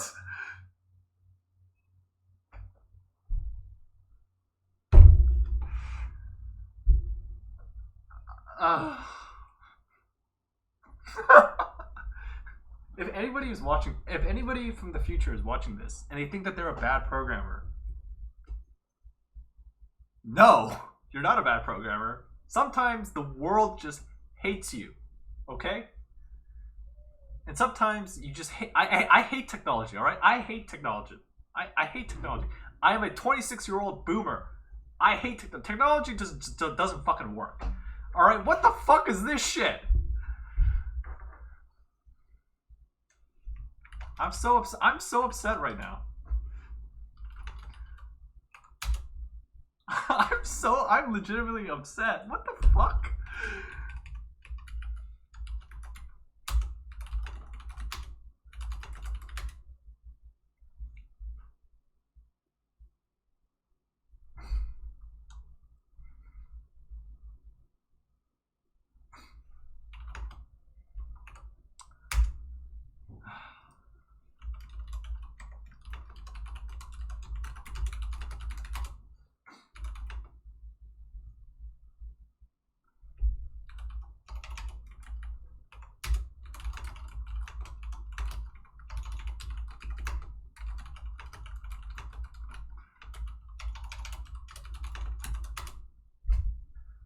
I'm so mad right now. Oh my god.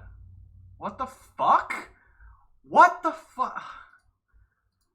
What the fuck? What the fuck? From 2015?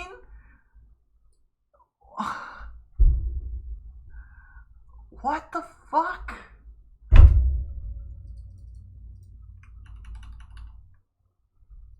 Typos!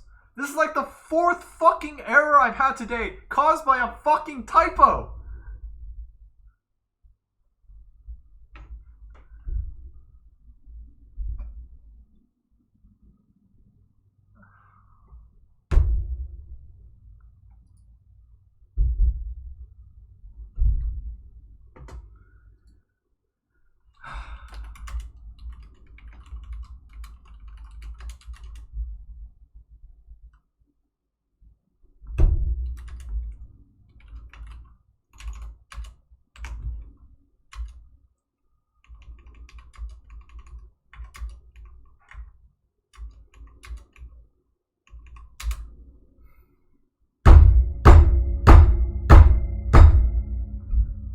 I'm mad. I'm mad. This is why you give helpful error messages. So this shit doesn't happen. What's that Mocha W for? I have a pretty sturdy desk. I can hit it if I want to. I don't know. I'm not even hitting it that hard. Alright. We've got some time. Let's do a little bit of coding.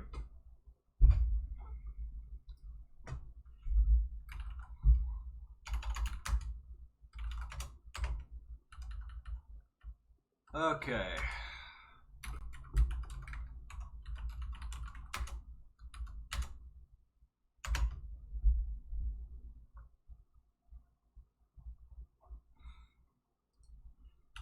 Import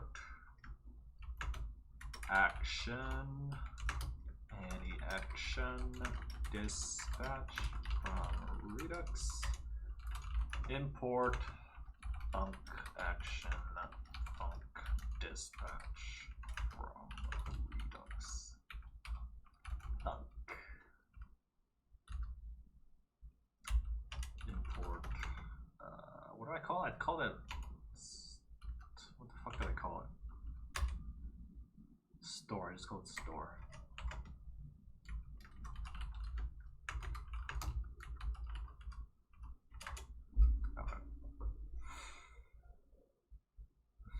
Export enum async action status success equals success, failure equals failure, stale equals stale. Okay, so what we're going to do now, what I want to do now is you have this request. Okay, your web applications fire lots of requests to lots of different places and get lots of different data somewhere. You need to store it, right? You need to store it so that you can use it or like manipulate it or something.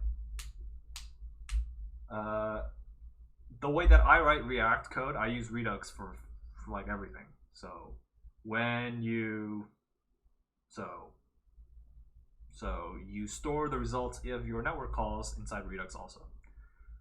But there's a problem, and the problem is that by default, Redux does not like that. Redux doesn't let you store anything inside Redux except plain JavaScript objects. So like, you know,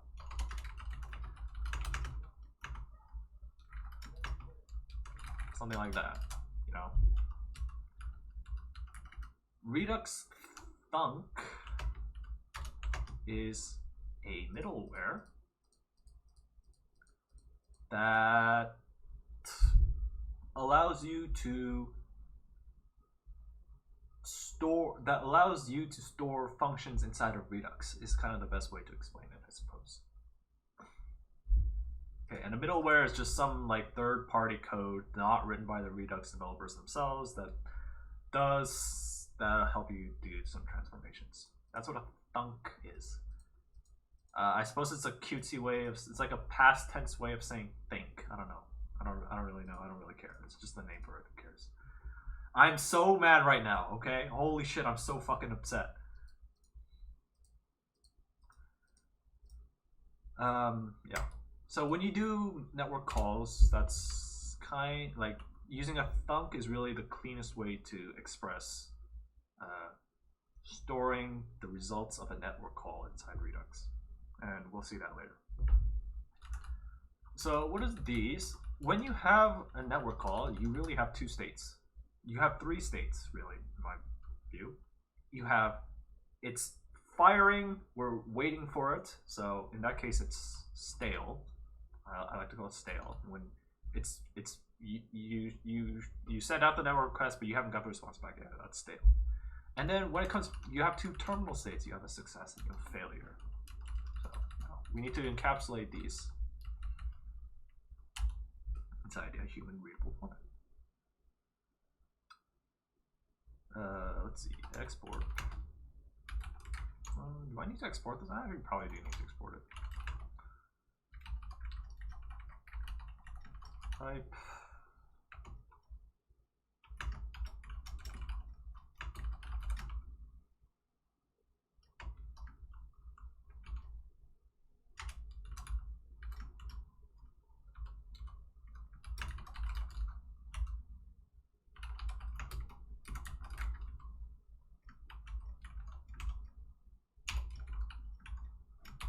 And this is complete, like, this honestly doesn't matter, like, how you really do it, but no. This is just by convention. I've actually never seen anybody do it this way. I, like, you know, I learned how to do this from, like, some web dev guy who doesn't work at Amazon anymore, but, like, when I showed it to other people, they were like, whoa, this is so weird. We don't know, like, what the fuck is this? But I like it quite a bit, and I think it works pretty well.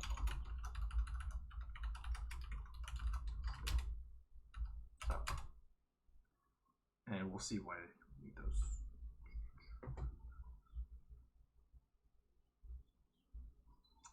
Let's start with this one. Export function async action creator.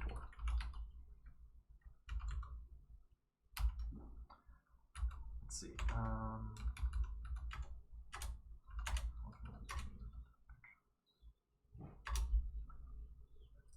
So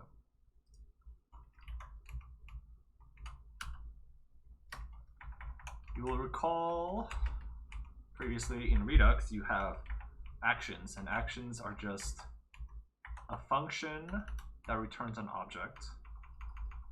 A thunk is a function that returns a function that returns an object, basically. A thunk action is a function that returns a function that returns an object. It's one level of indirection. Actions need to have a name. So, like here, these are our async action names, similar to this. And async action creator is a function that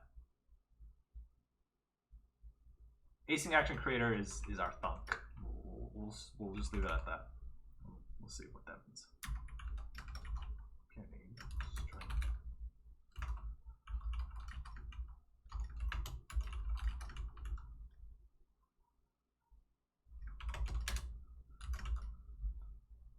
So return async function.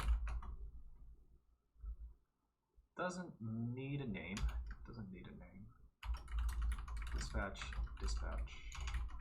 Remember, when you have a function and you want to give it to when you have you want to dispatch an action to Redux. That's what this is for.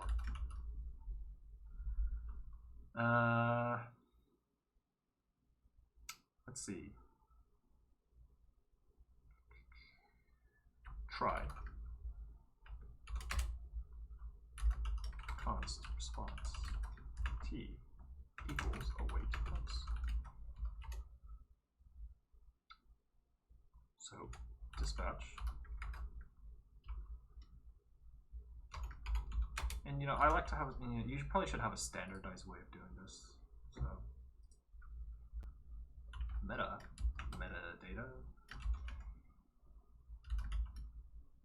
Timestamp now type. Again, this type is this type here, same as this type.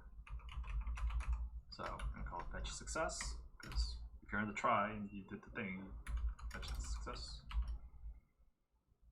And your payload is your response. Except network requests can fail.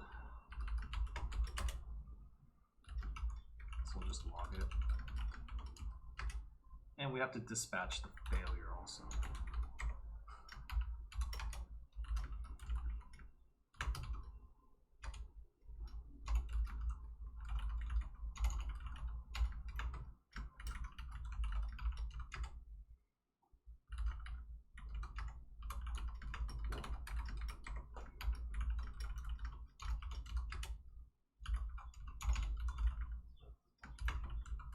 So one stupid thing about Redux, it doesn't let you store exceptions into it for some reason. Like if you try to store an exception type into Redux, it just like doesn't do anything. So, you know, so you just get the string type from it. It's kind of weird. I don't know why. Maybe there's another like middleware that handles it for you, but yep, there it is.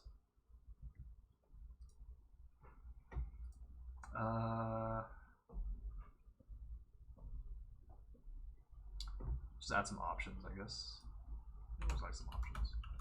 Options, async, action, options. Interface, async.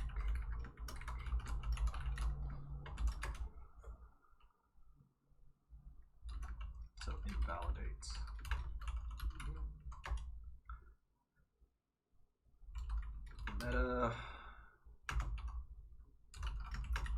Metadata, it's just like whatever. It could be like anything, I suppose. Although it's supposed to technically can't be anything because again, they can't be exceptions. They'll just fail.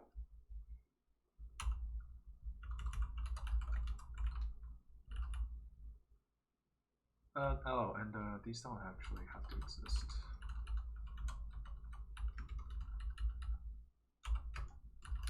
If options valid,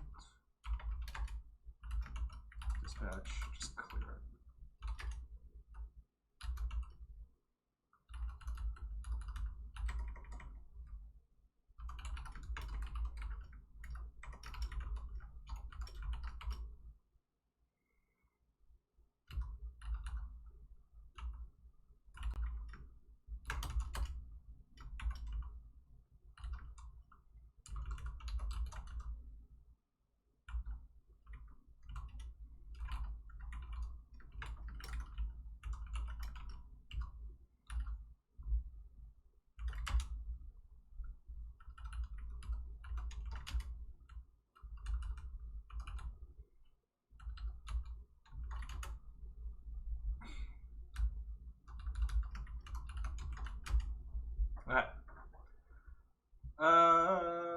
This code shouldn't look very complicated, I hope. It's just like,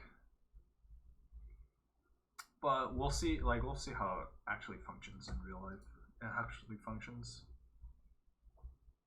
So, and we also need a reducer.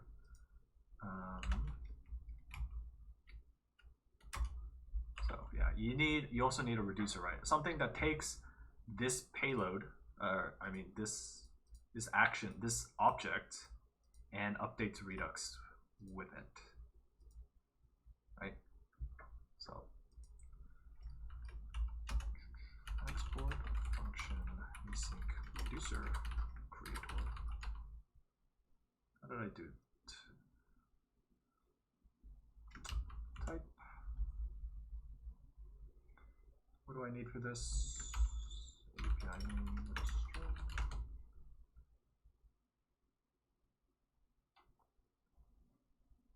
I think that's fine.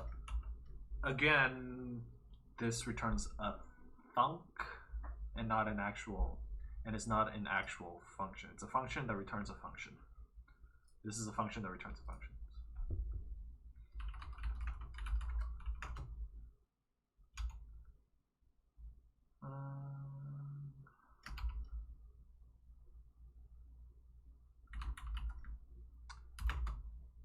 State.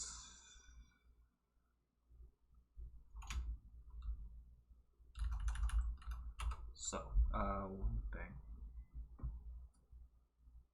What does our state look like? In this case, our state was a main reducer. We should probably rename this main reducer, and the function, and it looked like this. What does the state for our asynchronous actions look like? Well, you know, you really should make them consistent everywhere. So interface async state type T, and really it looks like this, right?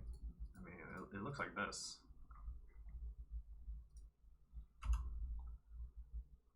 Payload is type T.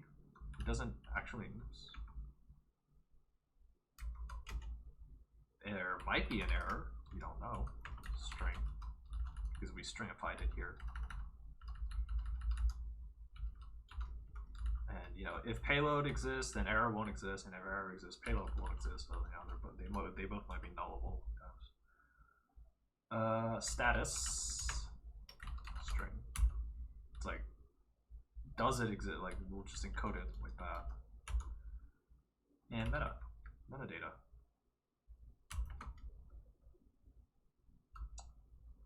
Metadata looks like this.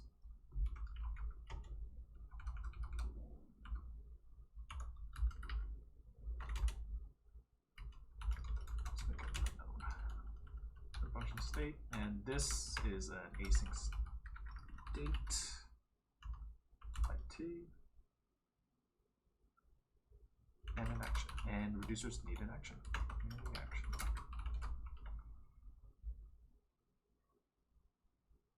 And this returns async state.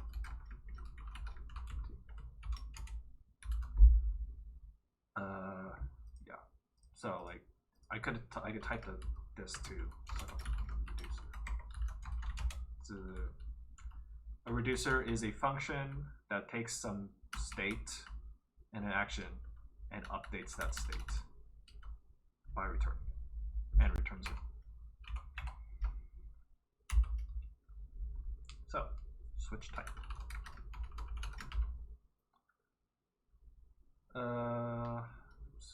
Switch action.type. The type, the way that I've encoded it, is always one of these three: fetch stale, fetch success, or fetch failure. So those are the cases that we need to handle.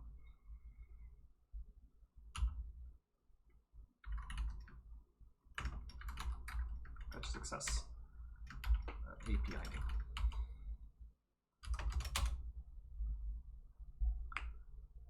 Okay, so then we'll just return our state, right?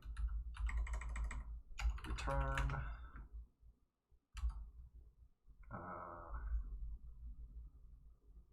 let's see. We'll just return, like, we encode the metadata inside the action, so action.meta. Status is success. Status is just success status.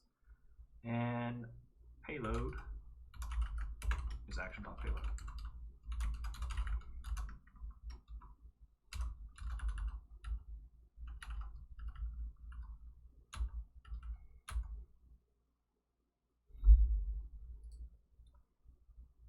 On the other hand, it's a failure.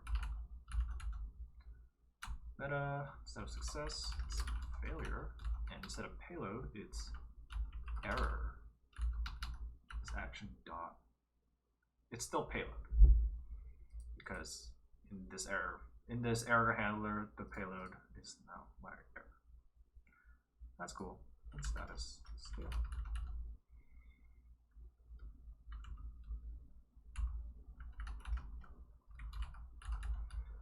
If it's stale, then just return nothing. That's all you need.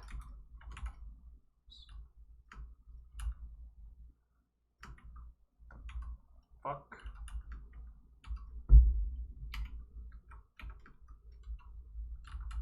Sometimes, like, I need to update my Vim's setup. Like, it's so bad. And reducers always need a default case, so just return whatever you have. Okay. So we'll see how this works. How does this work?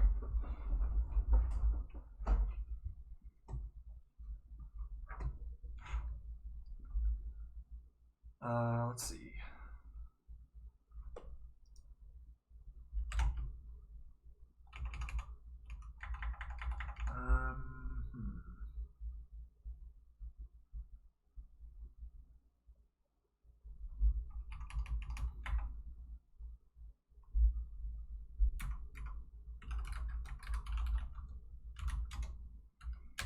So I don't know. Like, I kind of like to group all the async actions together.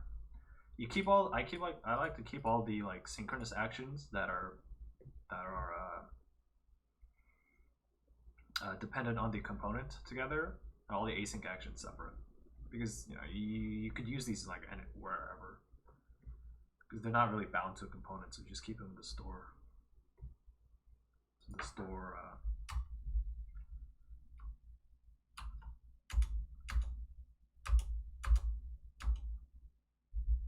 Let's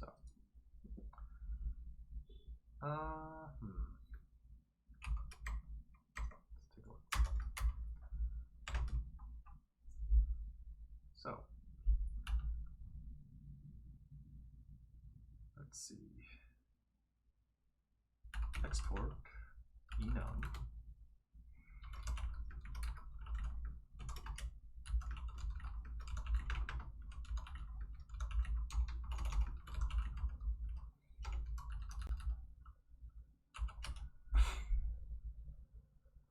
Let's see.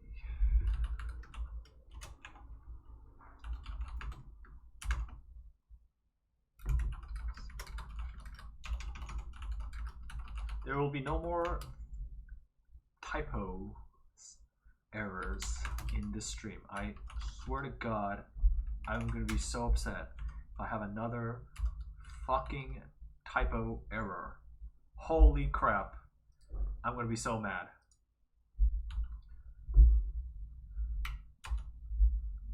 Stop it. I'm gonna be so mad, alright? Holy crap, I'm gonna be so mad.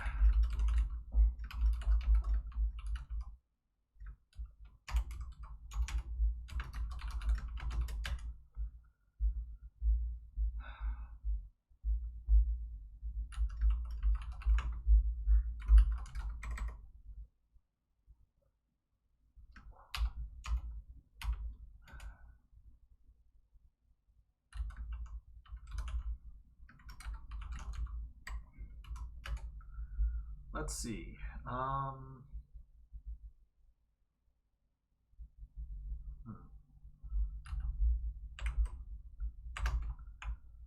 Where is it? That's fine.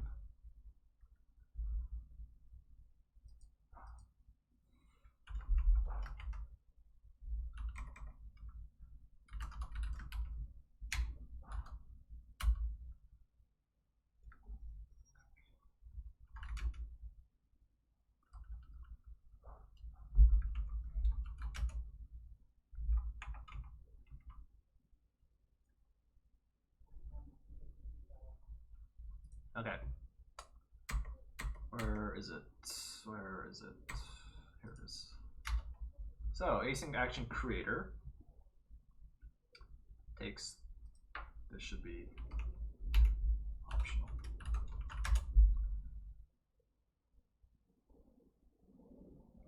Fine. Whatever. We'll make it not optional just because the types are a headache.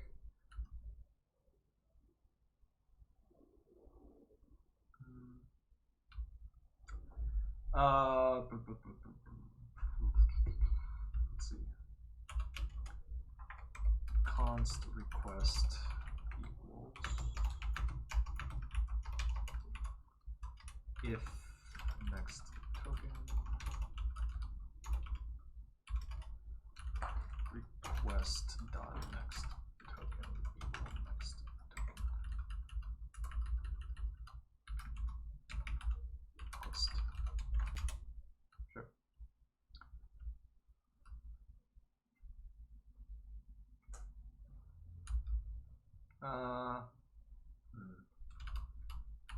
I'm just going to use any for now, but we'll need to fix that. Okay, so how do we use this? So actually, I'll describe that later. I'll describe that in a little bit. Let's see, what else do I need? I need the reducer. The reducer.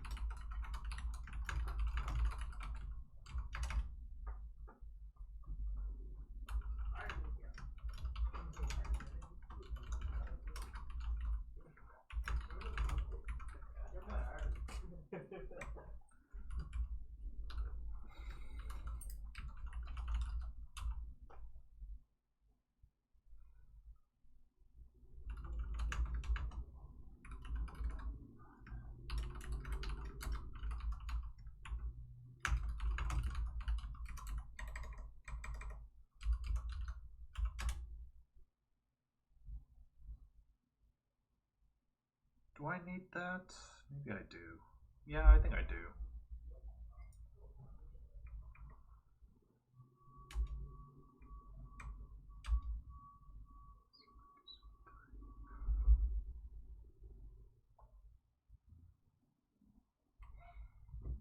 Let's see, async state. So I need one more thing.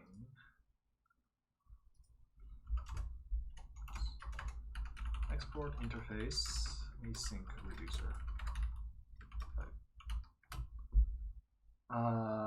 Just to make things easier for me.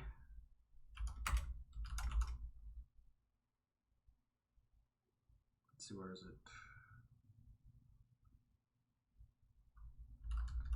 Let's see.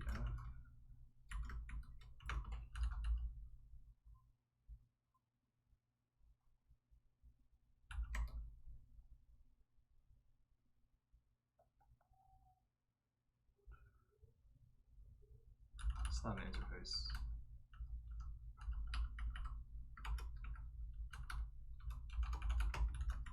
Type equals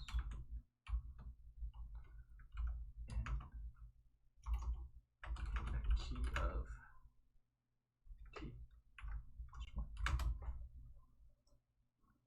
Async state.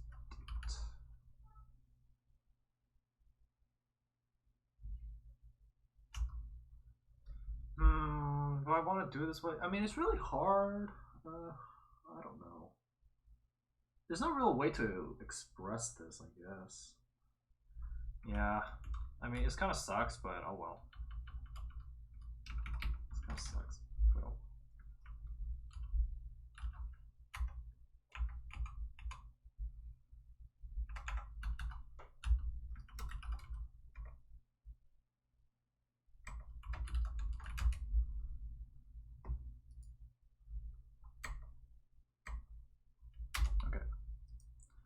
So type, I guess it's an export. We gotta export type. Reducers equals async reducers type of log actions. Export default comma reducers. This returns a block reducers.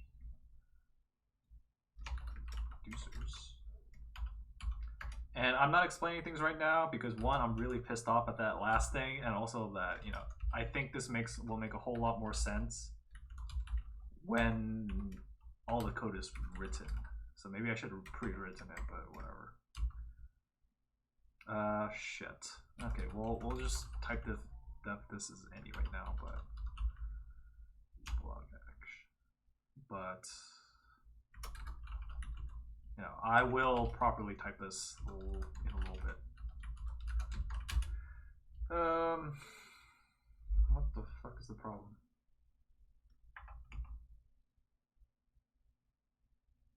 Expected one type arguments got two. Oh, okay.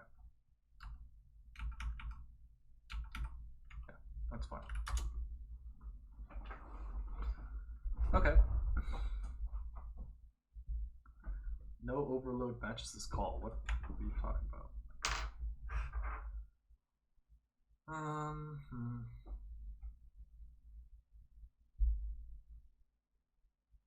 Parameters of state are incompatible.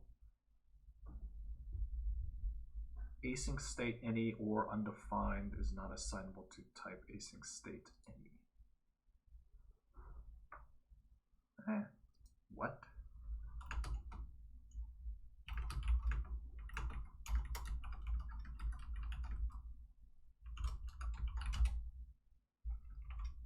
Okay, great, cool. Yeah, sometimes, you know, TypeScript has, like, if you're doing some weird things with generics, TypeScript can be like, what are you doing? I don't really understand. But sometimes you just gotta give it a little bit of help, but it'll usually catch up. And if you have absolutely no idea, you could always just fall back to any anyway. Okay. What the fuck does this code do? What the fuck kind of magic ass shit did I do? find out, shall we? Where the heck is it? Dispatch props.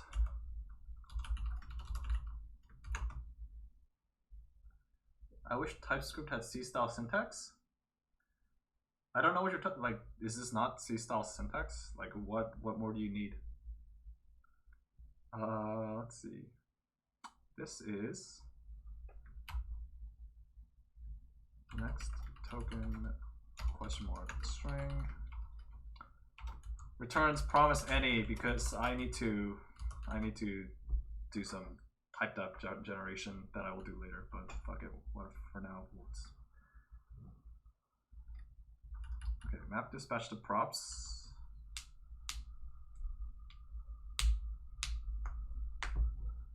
Give me 1 second.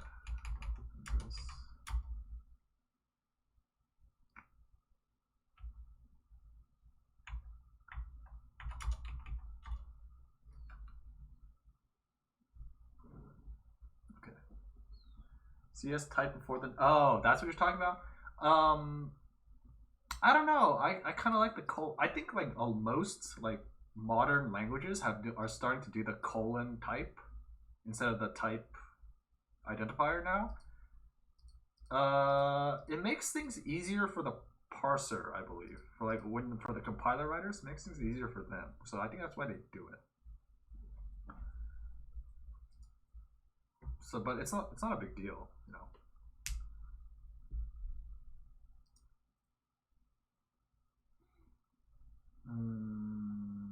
Let's see. Okay.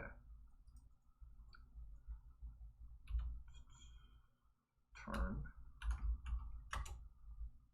So yeah, like yeah, it's not a big deal. Like.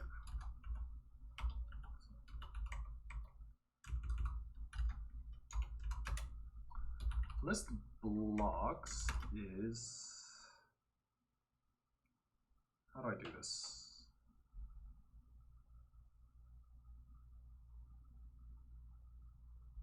Oh, I have to actually export it, don't I?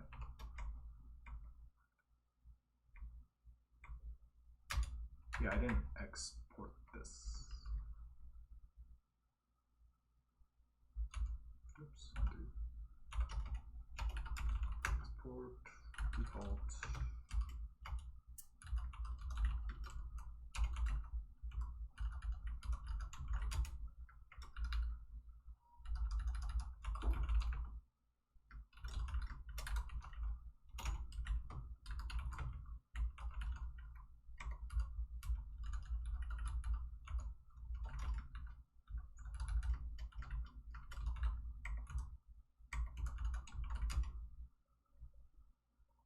What's the problem here?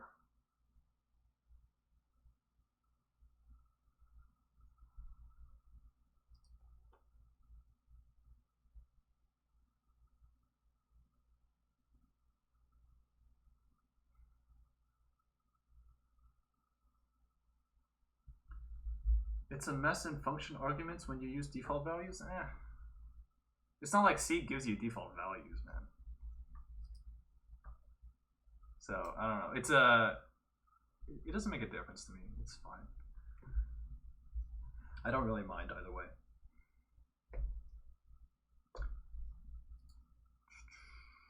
It's not assignable to type. Blah, blah. Okay. Sometimes you see the wisdom, sometimes you don't.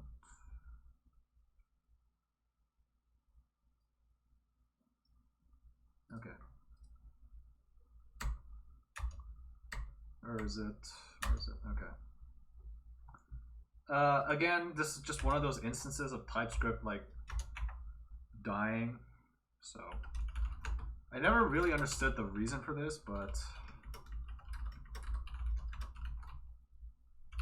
you know, you kind of have to do it.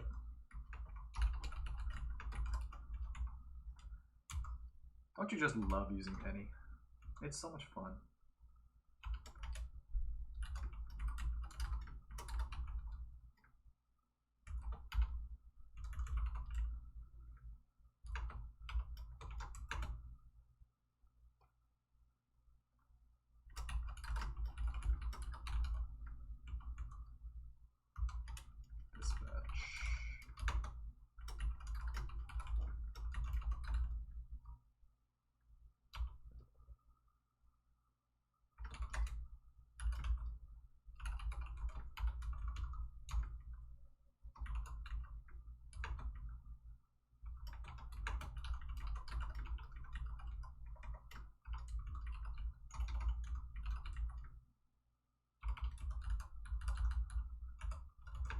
mimic find action creators for my func actions.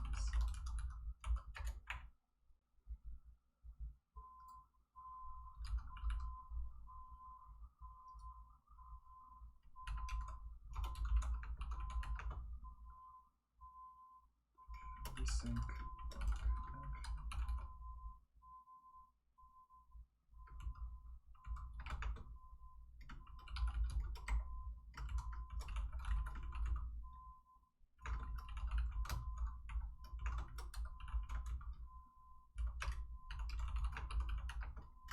This is a lot of code, and we'll go over all of it when I'm done. When I'm done.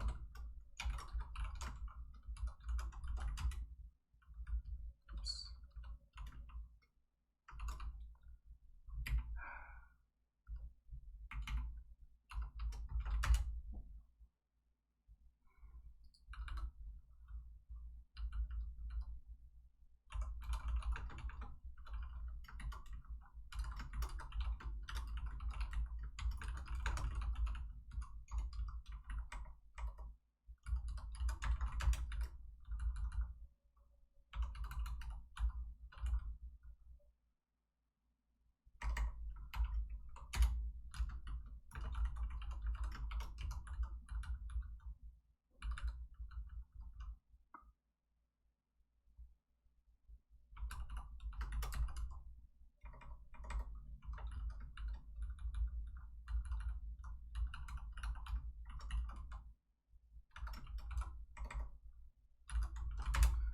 Okay, does this compile?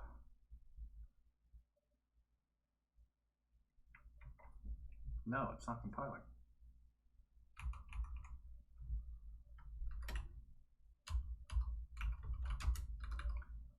Because, look at this, it's another fucking typo. Holy fuck me. It's not a big typo, at least. At least the fucking type devs, you know, give it to me. Okay, what's this error?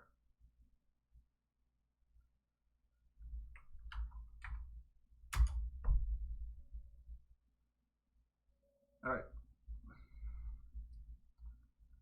Okay, failed to compile. Whoop-de-doodle-doo. Okay, no, it worked. It worked.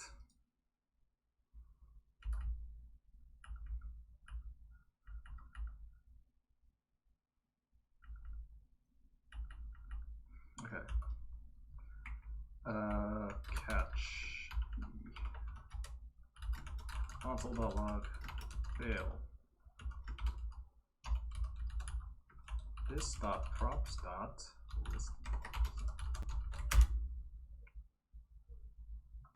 Redux, where are you at? All right, cool. What the fuck does all that code do? What the fuck does this code do? Okay. Where do I even begin? Where do I even begin?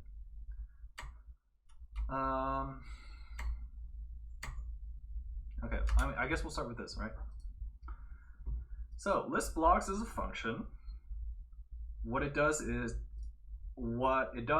it does a post request to my API gateway with my request, and fetch returns a promise. We've already talked about promises, and that promise is passed into my async action creator. Okay, well, what is that? Async helper. Okay, async action creator returns a thunk, and a thunk is a function that returns a function. It's a really stupid name, but that's what it is. So async action creator returns another function, and the whole point of this function is that it takes in a Redux dispatch. A dispatch is a special Redux object that takes objects like this and pushes it to Redux. Okay. So in our case, like what we're saying is, if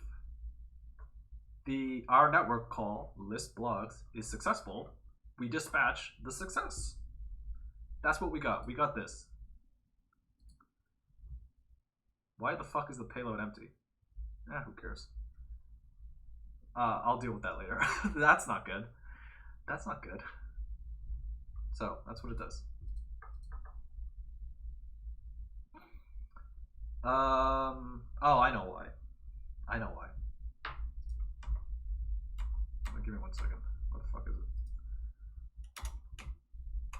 Because this stupid fucking piece of crap response like JSON. This is for some reason another promise. There it is. Okay.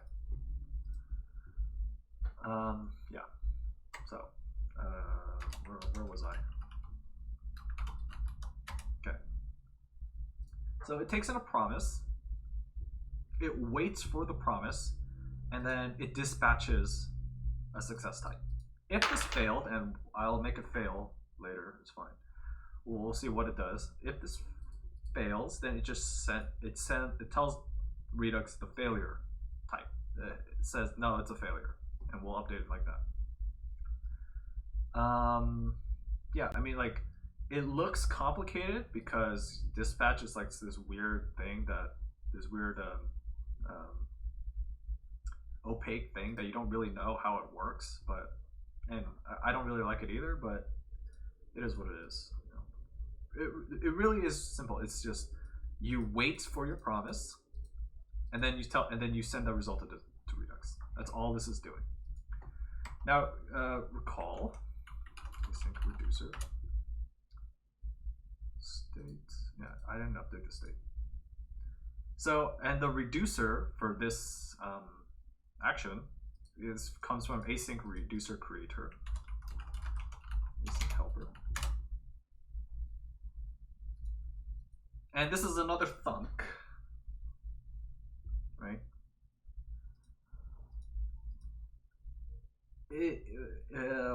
And it works like any other reducer, right? It looks at what the action that you gave it. In our case, our action is async / list blocks __ success. Okay. That is a success type. So in that case, we should update our store like this. Like that's what it looks like. All of these type defs and interfaces are just saying what is just consistent way of representing network calls and what the state of a network call looks like when you're done with when they come in. So I gotta actually hook this up to the store, I guess. Let's see. Import.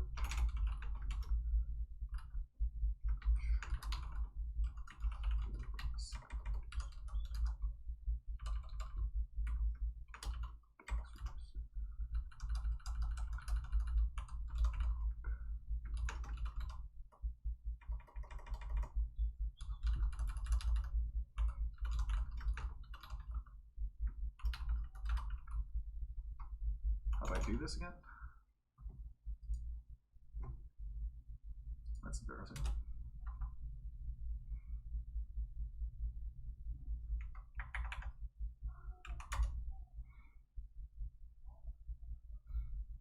Oh. Oops. Undo.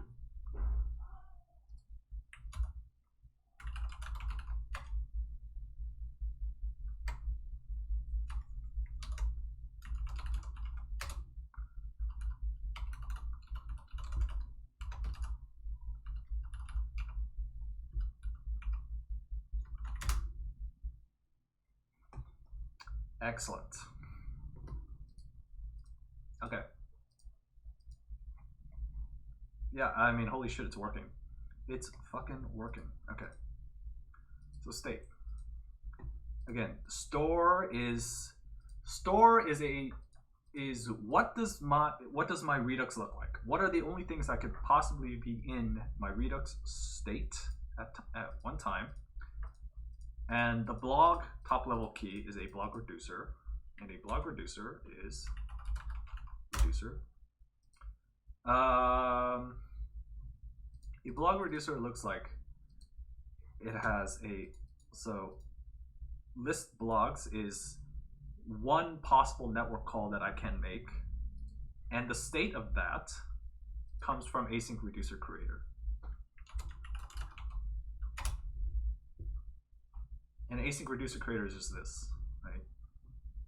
So now when my async call comes in and it gets dispatched to Redux, this action gets sent to here. It looks at the type of my action, and in this case my type is fetch success type of list blogs. And so we update the store like that. And that's exactly what happened.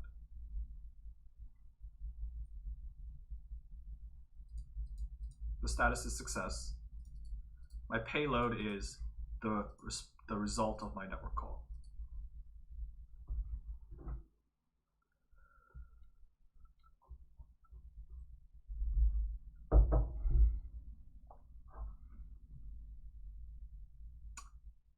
Yep, I've actually never seen anybody do it this way. The only, like, I've looked at a couple of like different React code bases, and they all seem to like manually write their reducers for all of their API calls, and I'm just like, why? This is not like particularly difficult code to parse, I think. Like you use a couple of generics,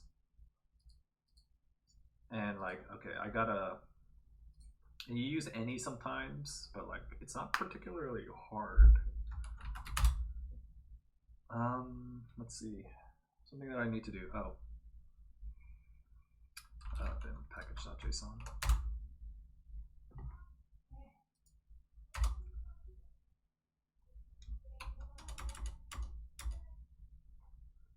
Let's see. So something that I want to do. I didn't install Prettier. I'll install Prettier. JSON schema to Typescript. Version 9, I think. 9.11.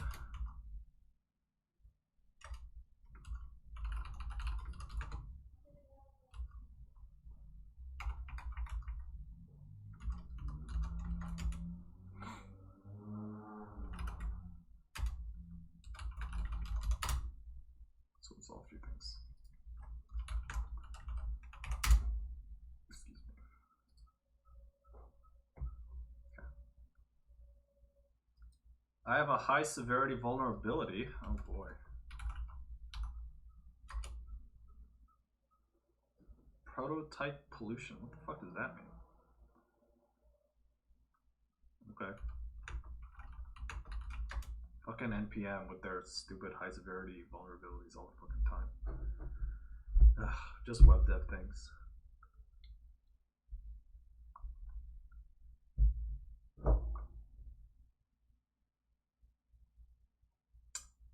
Didn't even fix it. Okay, well, just force it. I don't know. Do I even care? Do I care? I don't care. I don't care. Yeah, you're right. It's just in dev dependencies. I don't care. Let's see.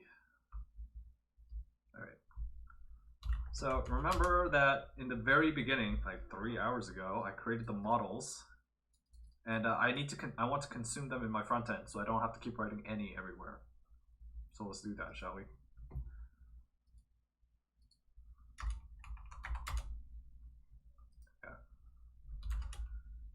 Ls bin. What's a bin? Okay. Bin generate types.js. Const fs equals, like, if it's a script, I don't really care about adding types. I can write this in Python if I really wanted to, but I'm not gonna.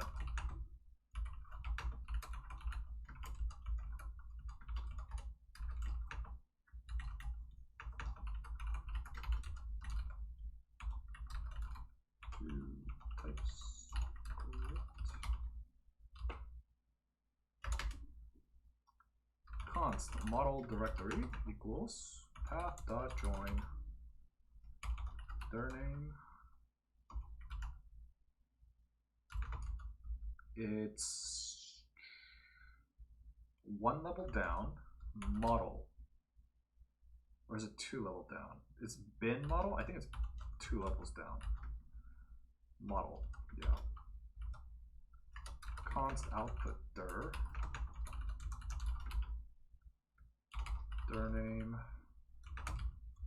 1 level down this time, and we'll call it, put in source types. Blogs.p.ts.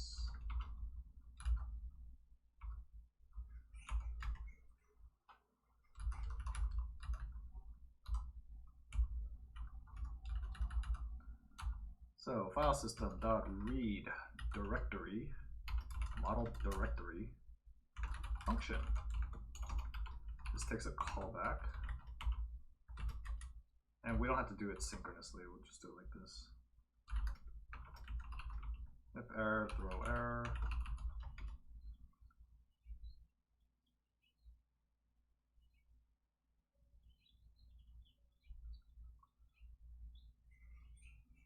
Let's see.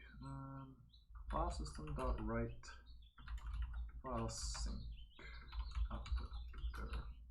Yeah, I gotta touch this, don't I? Got you, base.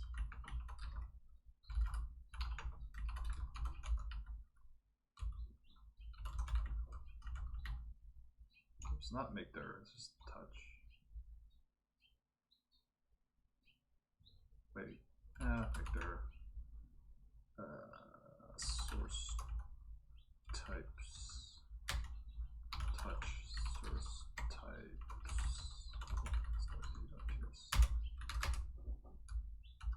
Let's see if it exists, and it will exist.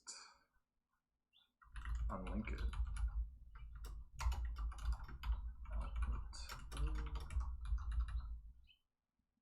And then, so if it exists, just delete it. We're going to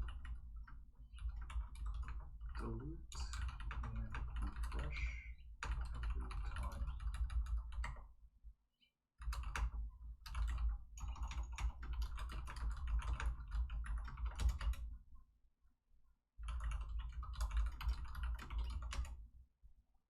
JSTS usage compile from pile.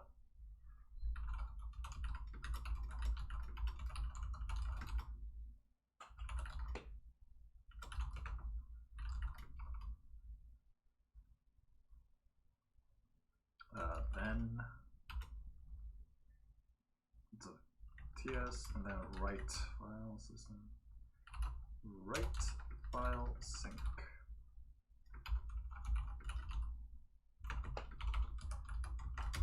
All right, does that work? Let's see. Add it to package.json.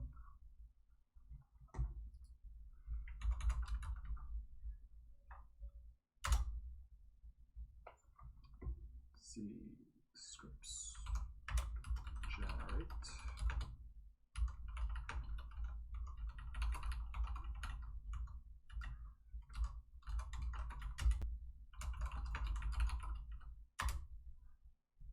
Okay. Vim source types blogs.ts. What does it look like? Huh. Okay, something's broken. Well, that's peachy. Why did that happen? Why did the request not work? That's odd. Interesting.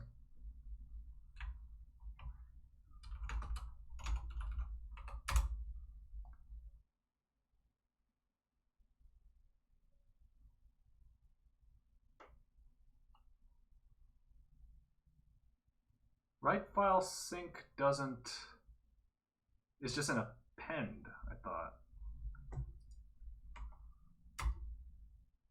Oh. Whoops, there's a different append. Fucking, there's a different append, goddamn. let's try that again. There we go. What the fuck is undefined?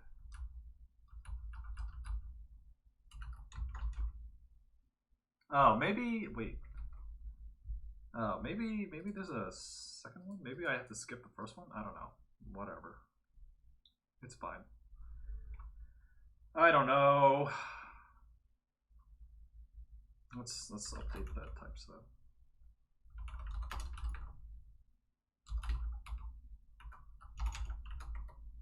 Request.json. Let's see. Additional properties false.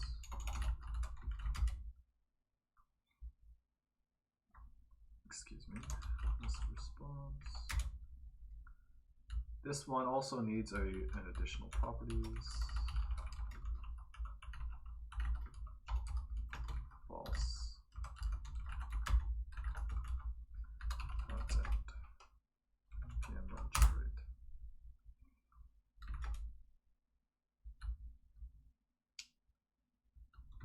What? Why do you still have that? Why does it still have the case string unknown? Huh? Oh. No. Continue. Quit. I just had to update it. That's fine. Cool. Great. I have typing for all my requests, and that's how you get typing from a JSON schema to TypeScript. So let's just add that real fast. Store async actions.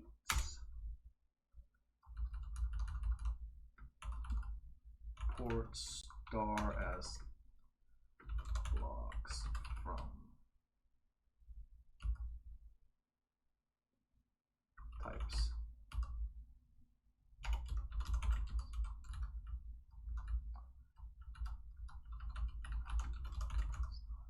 List request.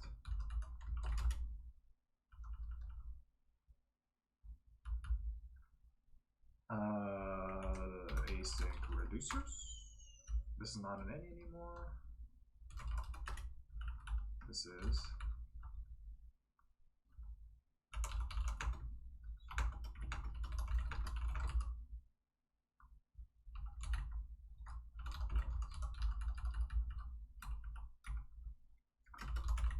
list response.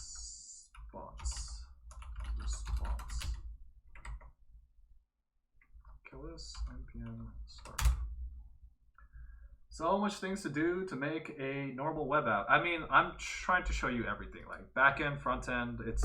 Front end is a lot of work. People think it's easy. It's really not easy. Like, there's so many like edge cases and like random crap that you need to do. Like, there's so much stuff to do in front end. It's not easy. Okay, so I think that's everything that I wanted to do today, actually. We got the API. Oh, wait, actually, there's one more thing. There's actually just one more thing. Let's try this. Let's try this out now. df stuff. API.help. Let's try that.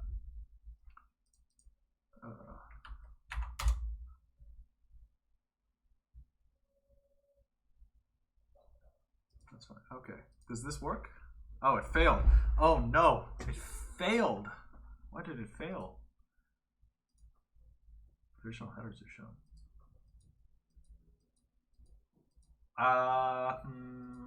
What? Damn. Damn. It's not working. Didn't I add the stupid custom domain name?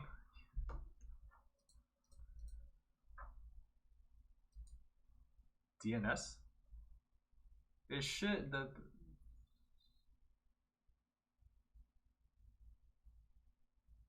I don't think so.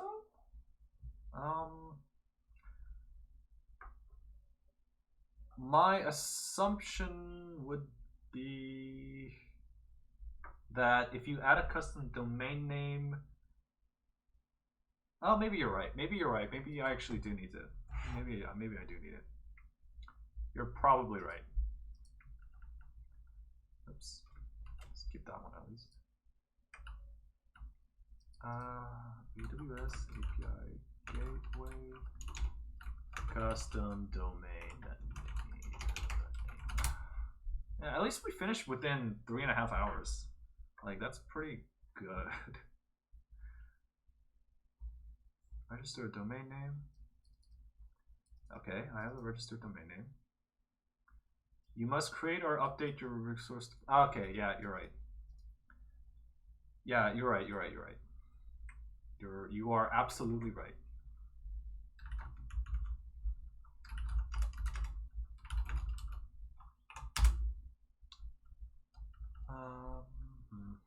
Import star as route 53 from route 50.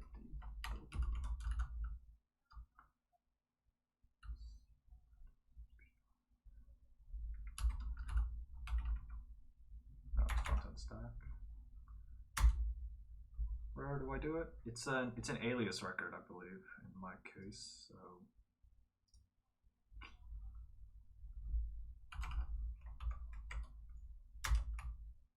is it a canonical name? Do I do a C name or do I do an A name or an A record? I don't remember. I think it's just an A record.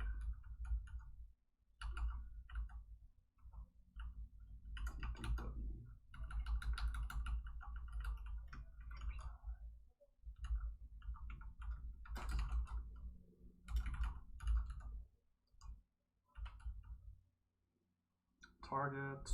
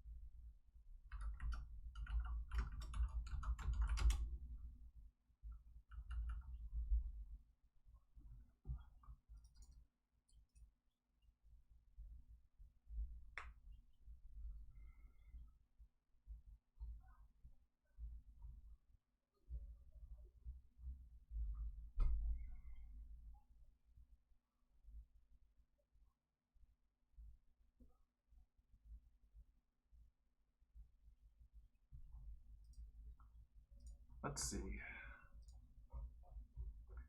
Well, this will be the last thing that we do before we end the day. It's actually been a fairly successful day, all things considered. I'm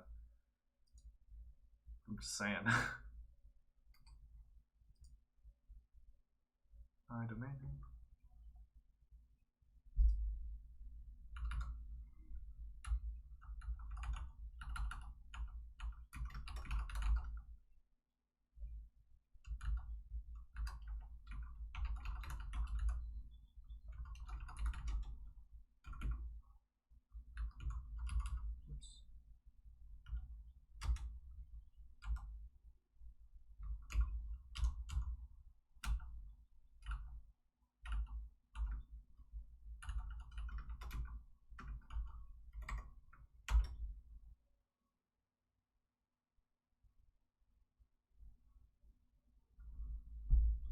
Oh shit.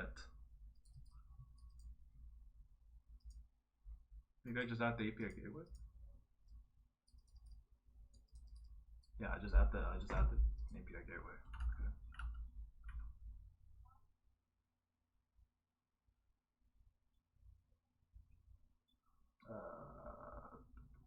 That's not API. Oops.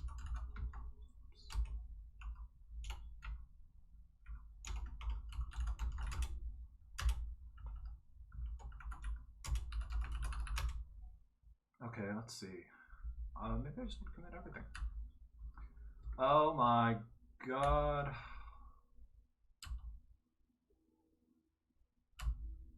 Okay, let's just try it. Let's just try it. Fuck it, we'll do it live.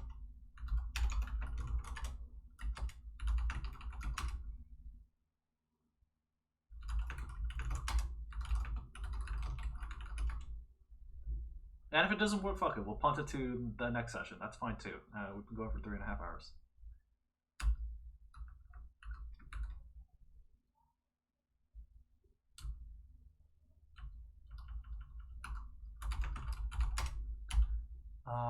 Add. What's its own? Add.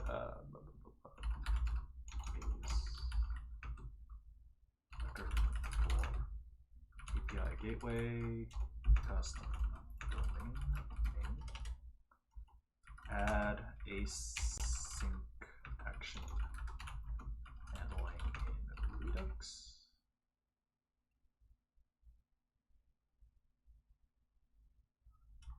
generate types for front end from JSONSchema. One more thing, of course, I have to do. Bin.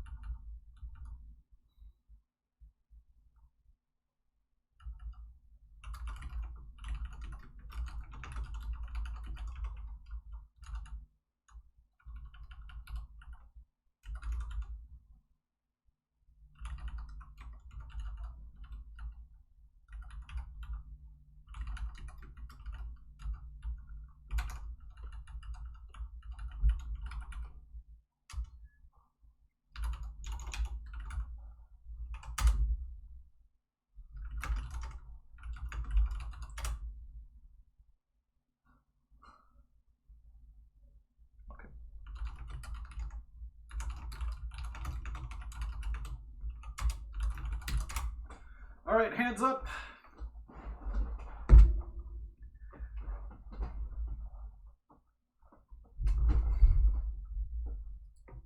Can't really test it any more than you have right now, so yep, hands up. We'll see if it works. That was a lot of code, a lot of headaches, but hey, got through it. I got through it at least. Got through it.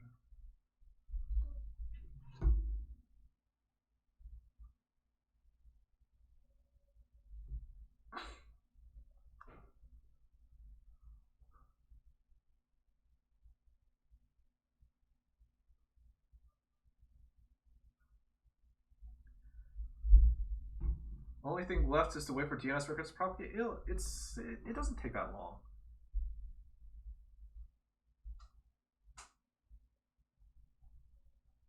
It's not that long.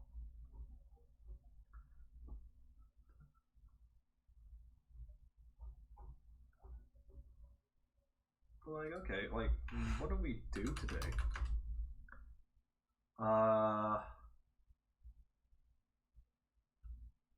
Yeah, that's a lot of commits today. Huh? That was a lot of commits. 1, 2, 3, 4, 5, 6, 7, 8, 9, 10, 11, 12, 13, 14 commits. And they're not like, well, some of them were really like, really dumb, like this one. But like most of them were pretty substantial. A lot of desk smashing? There wasn't that much desk smashing. There was one time, which is actually less desk smashing than the previous session. There was 2 instances last time. So, I don't know.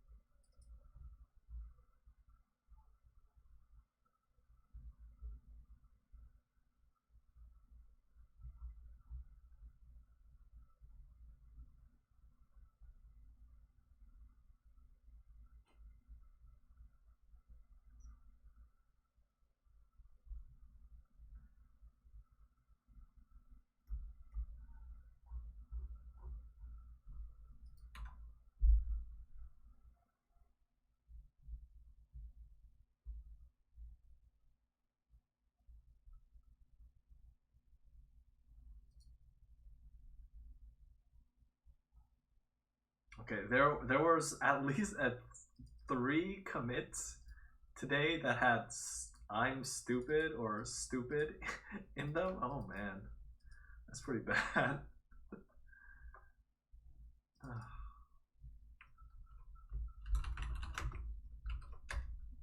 Okay, that's number 1.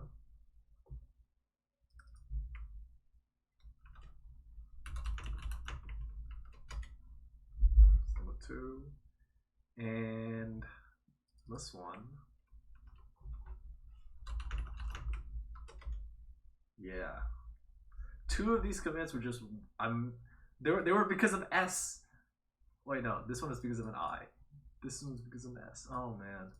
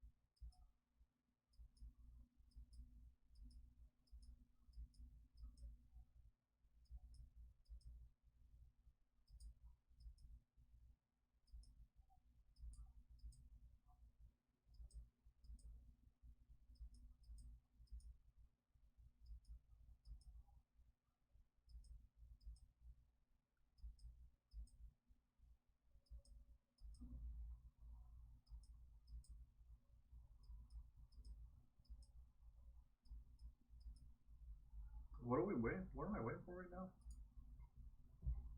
Custom name record? Yeah. Oh, I guess this will take a few minutes, I guess.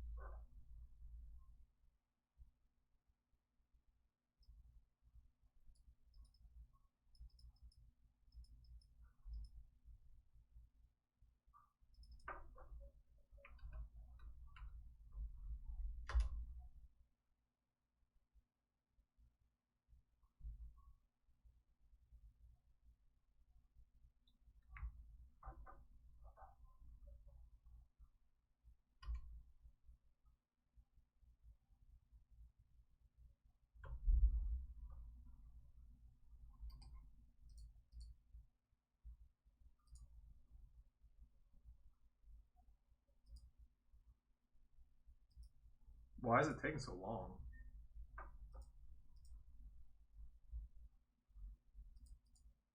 Uh-oh.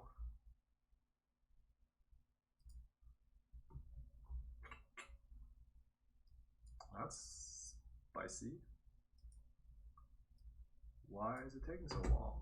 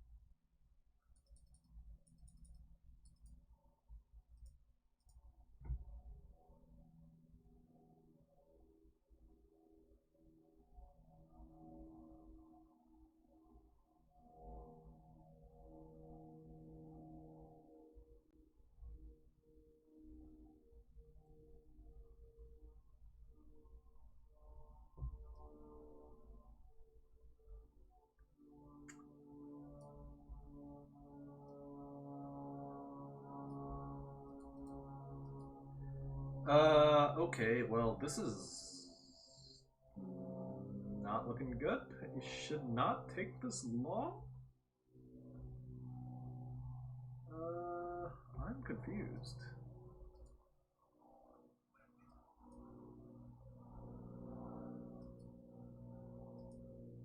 Why is it taking so long?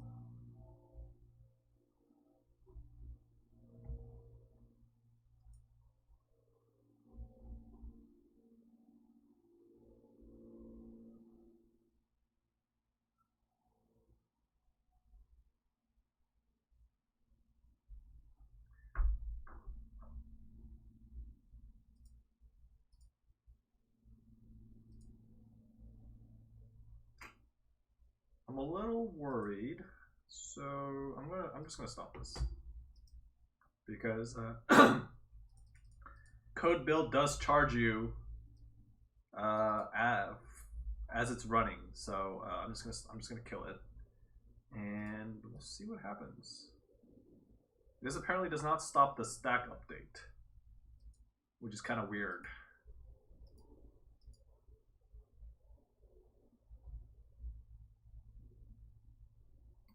It's not stopped. Oh my god, what the fuck is happening? Well, it stopped. Okay, well, you know, it stopped, right? It stopped. Okay, there it is. It's failed. You know, I just don't care. We're going for 3.5 hours, and I'm tired, and we'll deal with this next time. Let's see. Sobol 6803. Thanks so much for your help on a lot of these things, man. Like, yeah. Thanks for being here, and I hope like a lot of the things that I'm not obviously not done. We gotta finish this, but we'll deal with that next time. I did have one last session planned, so that's going to be adding authentication to the API. So, like, for example, if you have a blog, you know, you can't just let any random person, you know, add entries to it, right? They have to be authenticated, only specific people. So we're going to set that up, and that's going to be the last session in 2 weeks. Yep. Thanks everybody for being here. Bye.